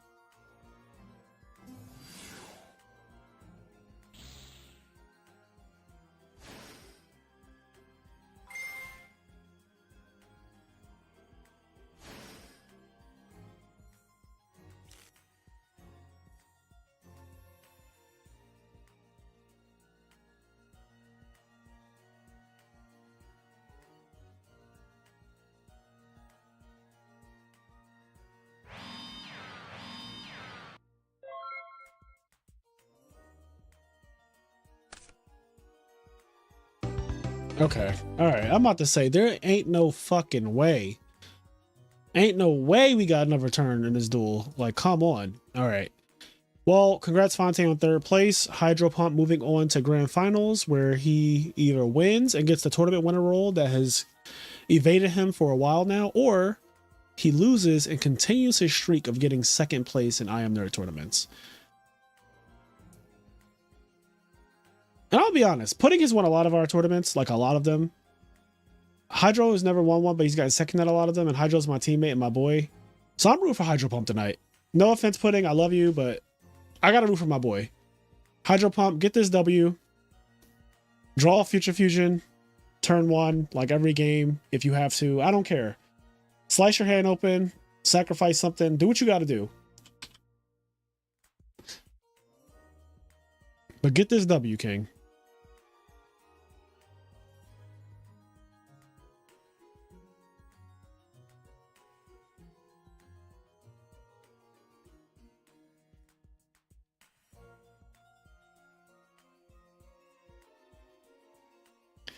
Now, I do want to show.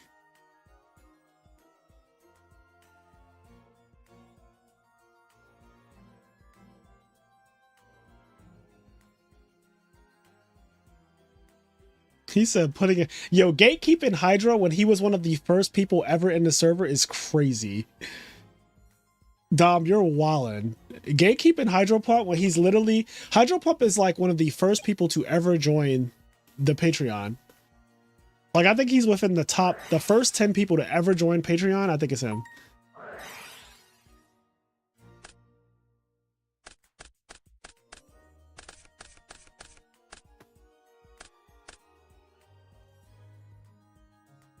All right, well, this game is probably already over.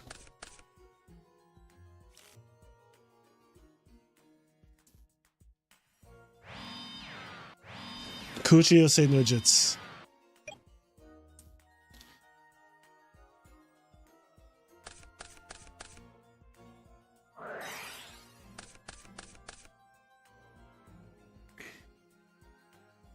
What's up, Bluffknock? Bluffknock, are you going to any more events this year? Are you going to Niagara Falls? Are you going to Anaheim? I'll be in Niagara Falls next week. I can't believe that's next week. Oh my God. Let me message my boy.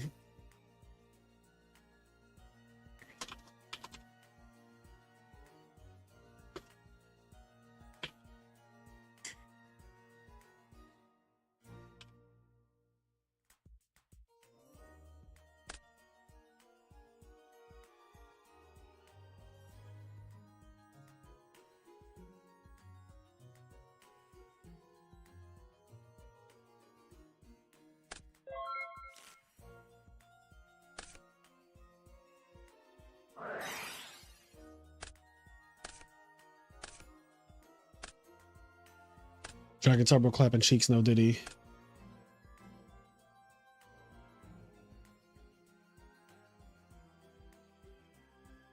1, 2, 3, 4. 1, 2, 3, 4. Huh.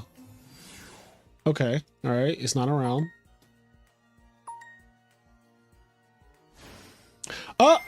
Bruh. Motherfucker. Damn.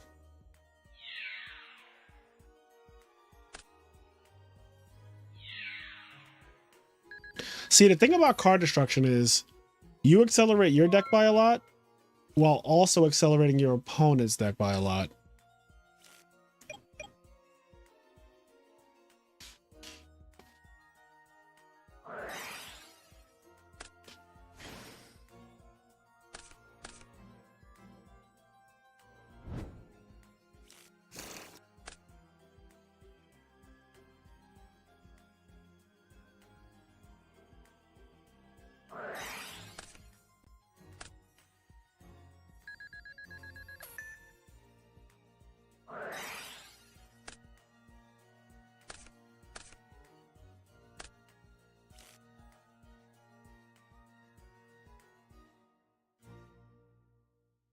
Oh, wait. I still got losers finals up here, and this is fully grand finals.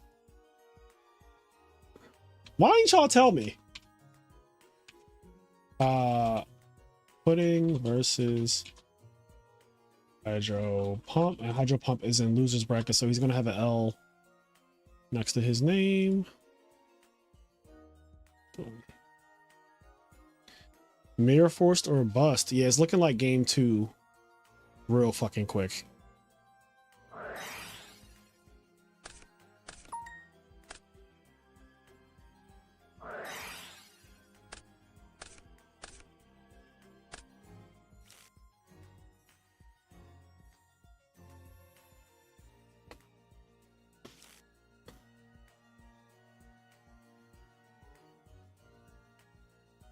Christie is so ridiculous.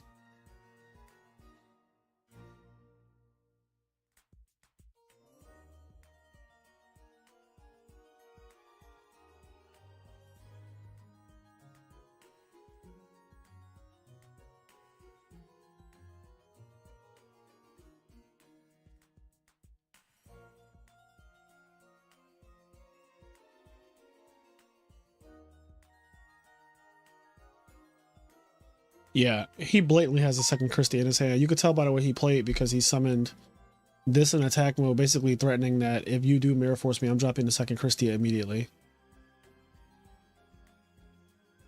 I noticed that too, Pro Storm.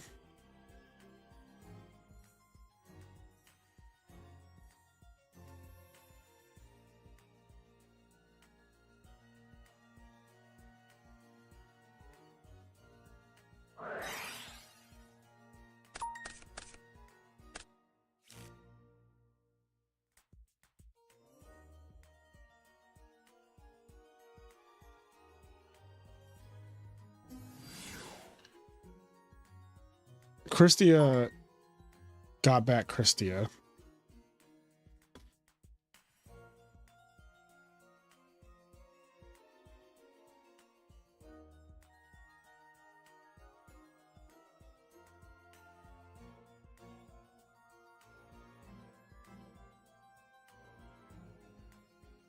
Why did he side roll?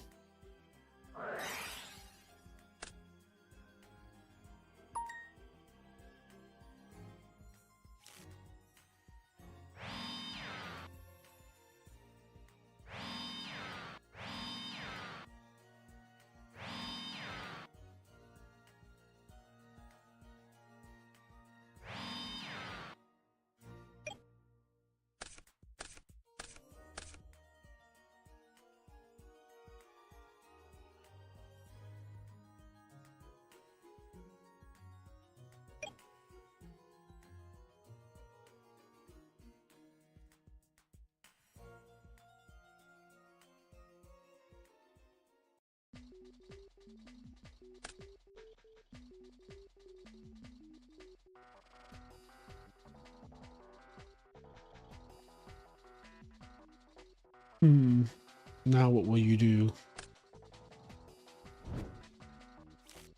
Debray.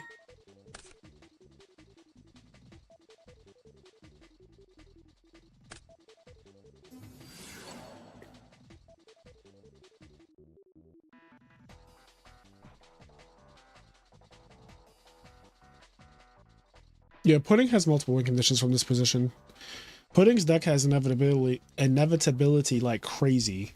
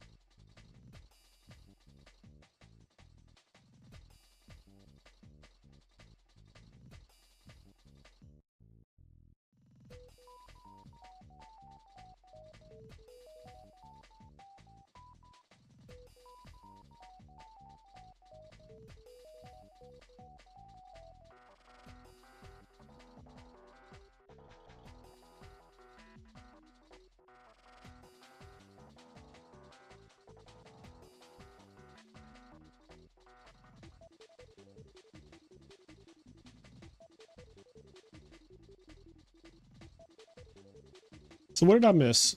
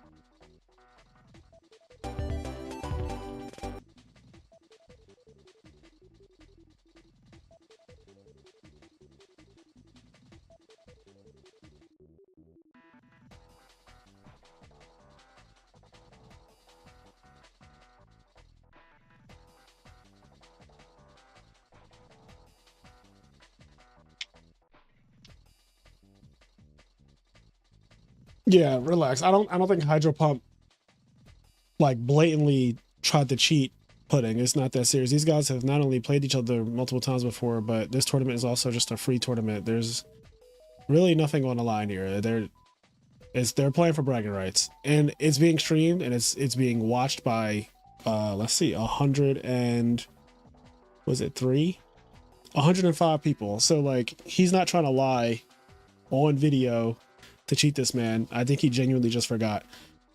If you ever, if you've never played Dragon Turbo before, the deck on your brain is very taxing when you have to go do your OTK lines through monsters and through back row. And this is why it's important that you have a lot of repetition with the deck, because once you learn the lines, you can like save some RAM. Like humans have RAM too. But I think that Hydra's been playing so much tonight, so many games in a row of just the same thing and like having to find these different forms of OTK. He's really good at it, as you can see, but like it does take a toll on you after a while. Some of the games start to blend together too. Like we literally saw this man Future Fusion and draw half his deck in the last like 4 games he's played. So after a while, it all starts to look the same.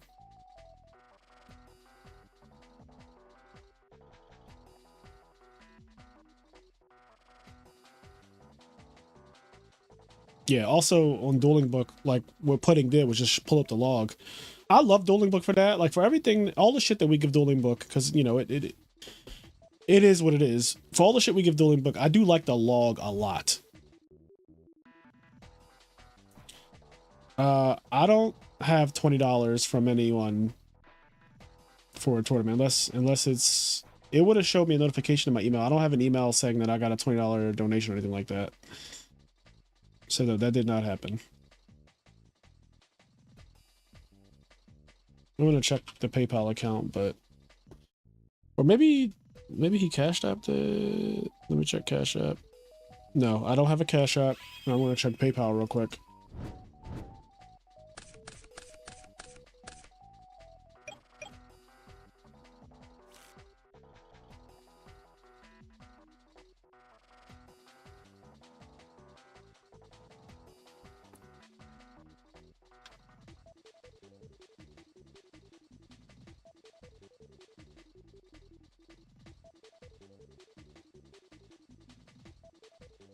No, he never sent $20. I just checked my PayPal and Cash App. There's no.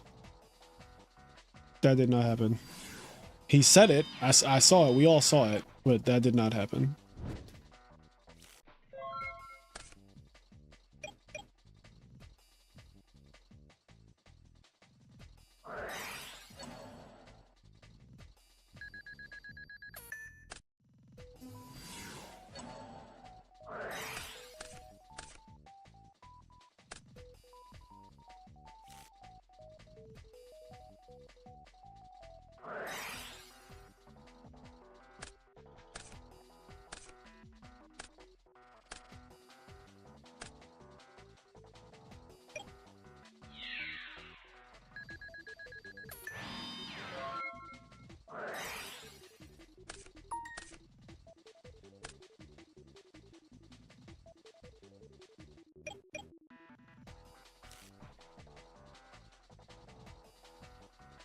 That's what's happening.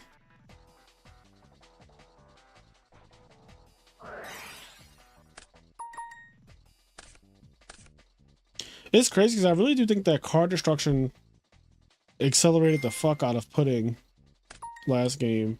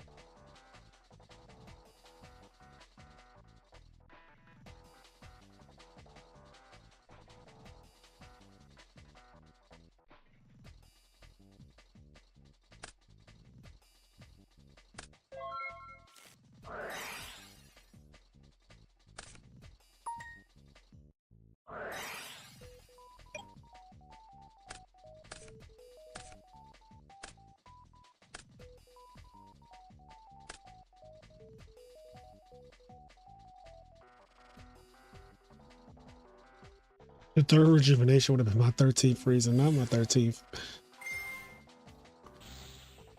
Yo, what's actually crazy is that the decree is holding it down.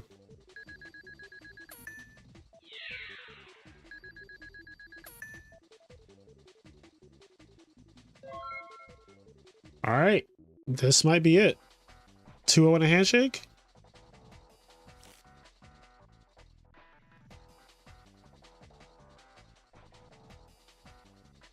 Pudding waited hours to play this finals, by the way.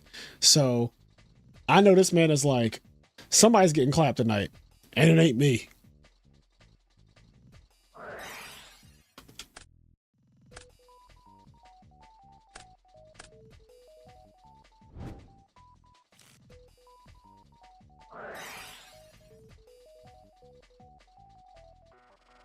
What?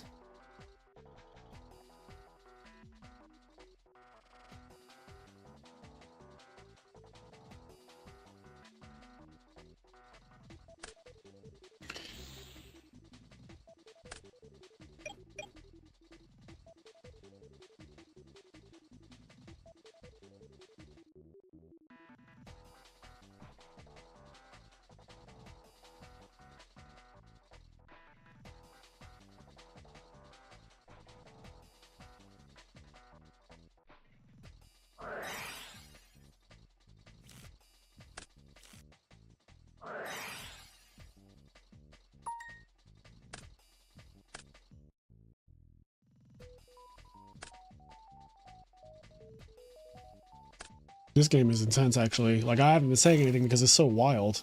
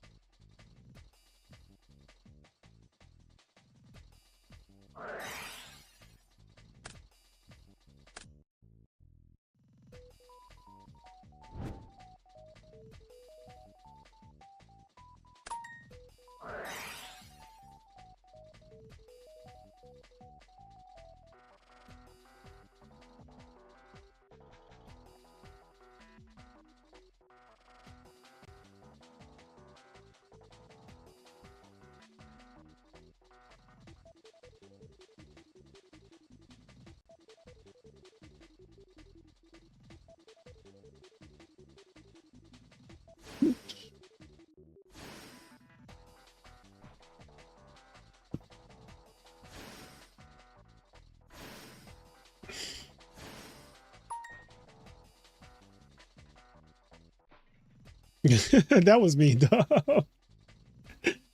Oh, it was funny. Quest, we love you.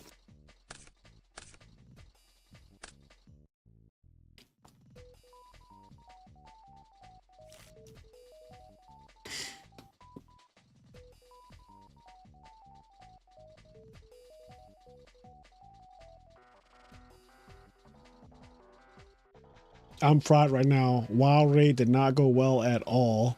Damn, I know what that's like. When you play, I play Monster Hunter, and sometimes you have a day where you go hunting with your friends and you guys just get bodied a lot, and you have to get the fuck off the game because it just doesn't feel good.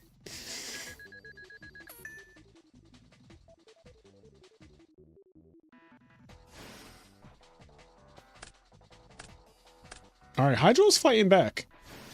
Now, there are a lot of lose conditions at 400 life points, but Catastor prevents some of them.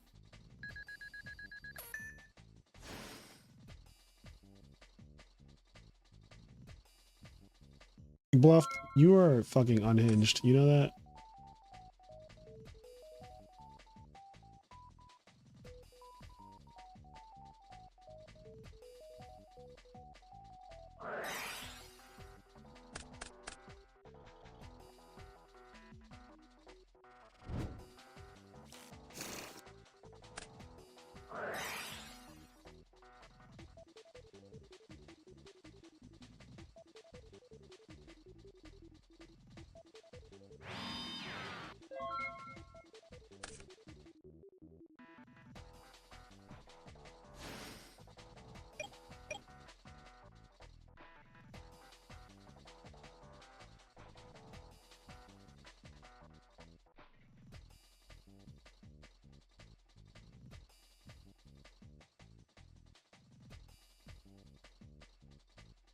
I came in to read that, my lord. All right. So I'm officially booked for YCS Niagara next week. I guess I was already booked for it because I pre-registered. We're driving up from Philly, from New York, really. And yeah, I'll be in Niagara on Friday. For the first time. I've never been to Niagara. I've been to Toronto like 5 times, but I've never been to Niagara.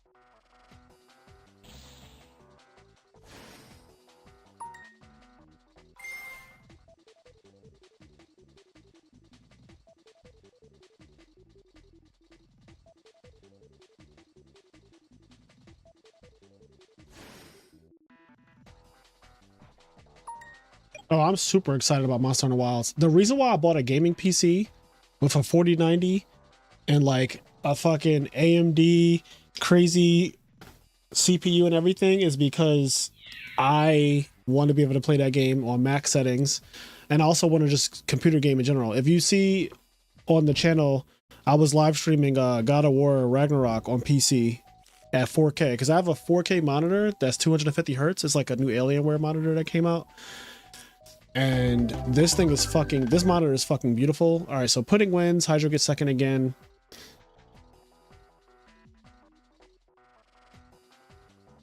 What did he do to win?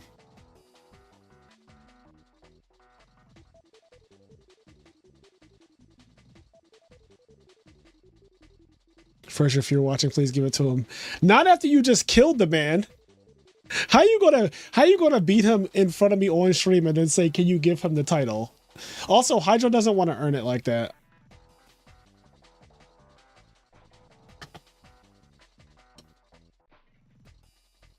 Pudding has Lila Honest in hand. Okay, so it's actually over.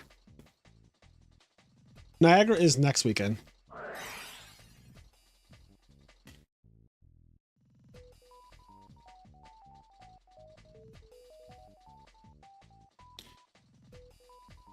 What I was commendable by both of you guys, I'm going to pull up the deck list for this tournament so you guys can see the top 2 deck lists from Pudding. I mean, you guys see Pudding's deck list, I feel like, every fucking night.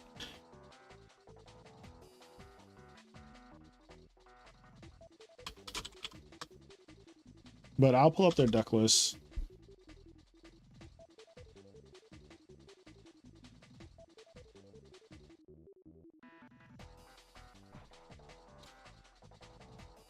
Okay, so can I just do this? Yeah, I could just do this. Okay. So this is Pudding's deck that I just won. He plays this deck literally all the time, and he just got third place with it on Sunday. Won some money with this deck. He's won a lot of money with this deck, actually. So yeah, this is Pudding's deck. Yep, you see it? Okay, and then this is HydroPump's Dragon Turbo deck, which, if you saw ProStorm's deck that he topped Peak of the Beak with, they're very similar, and we are all teammates. Me, HydroPump, and ProStorm are all on Ring of Destruction, so no surprise that the deck list would be basically the same. Yeah, those are the 2 leaders of the Dragon Division and Ring of Destruction, and they have a really good list. This is a really solid list. So those are the top 2 decks. I guess let me pull up I can also pull up Televisual and I'll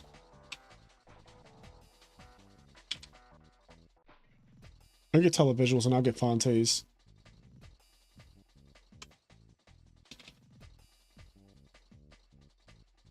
So this is Televisual's. He got top 4 with this Diva Zombie Hero deck. Yeah, this deck is nice. He does play Spine Gilman because he plays main deck Devi. So if you open up Diva Devi, you can just go into Catastrophe turn 1 and Devi, which is pretty good in this meta.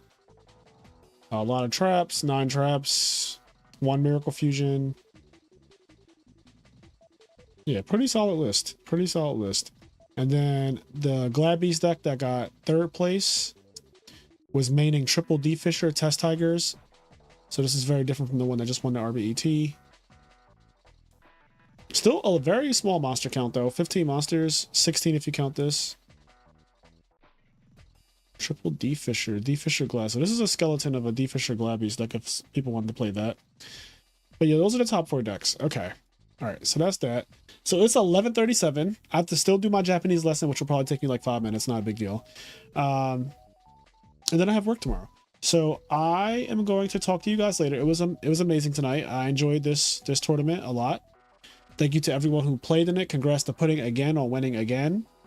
I'll post these deck lists in the winning deck list channel and IMNerd podcast Discord server. For the people who just joined the Patreon today, your invites are sent so that way when we host another tournament, which will probably be soon, you can play in that tournament and all the tournaments going forward.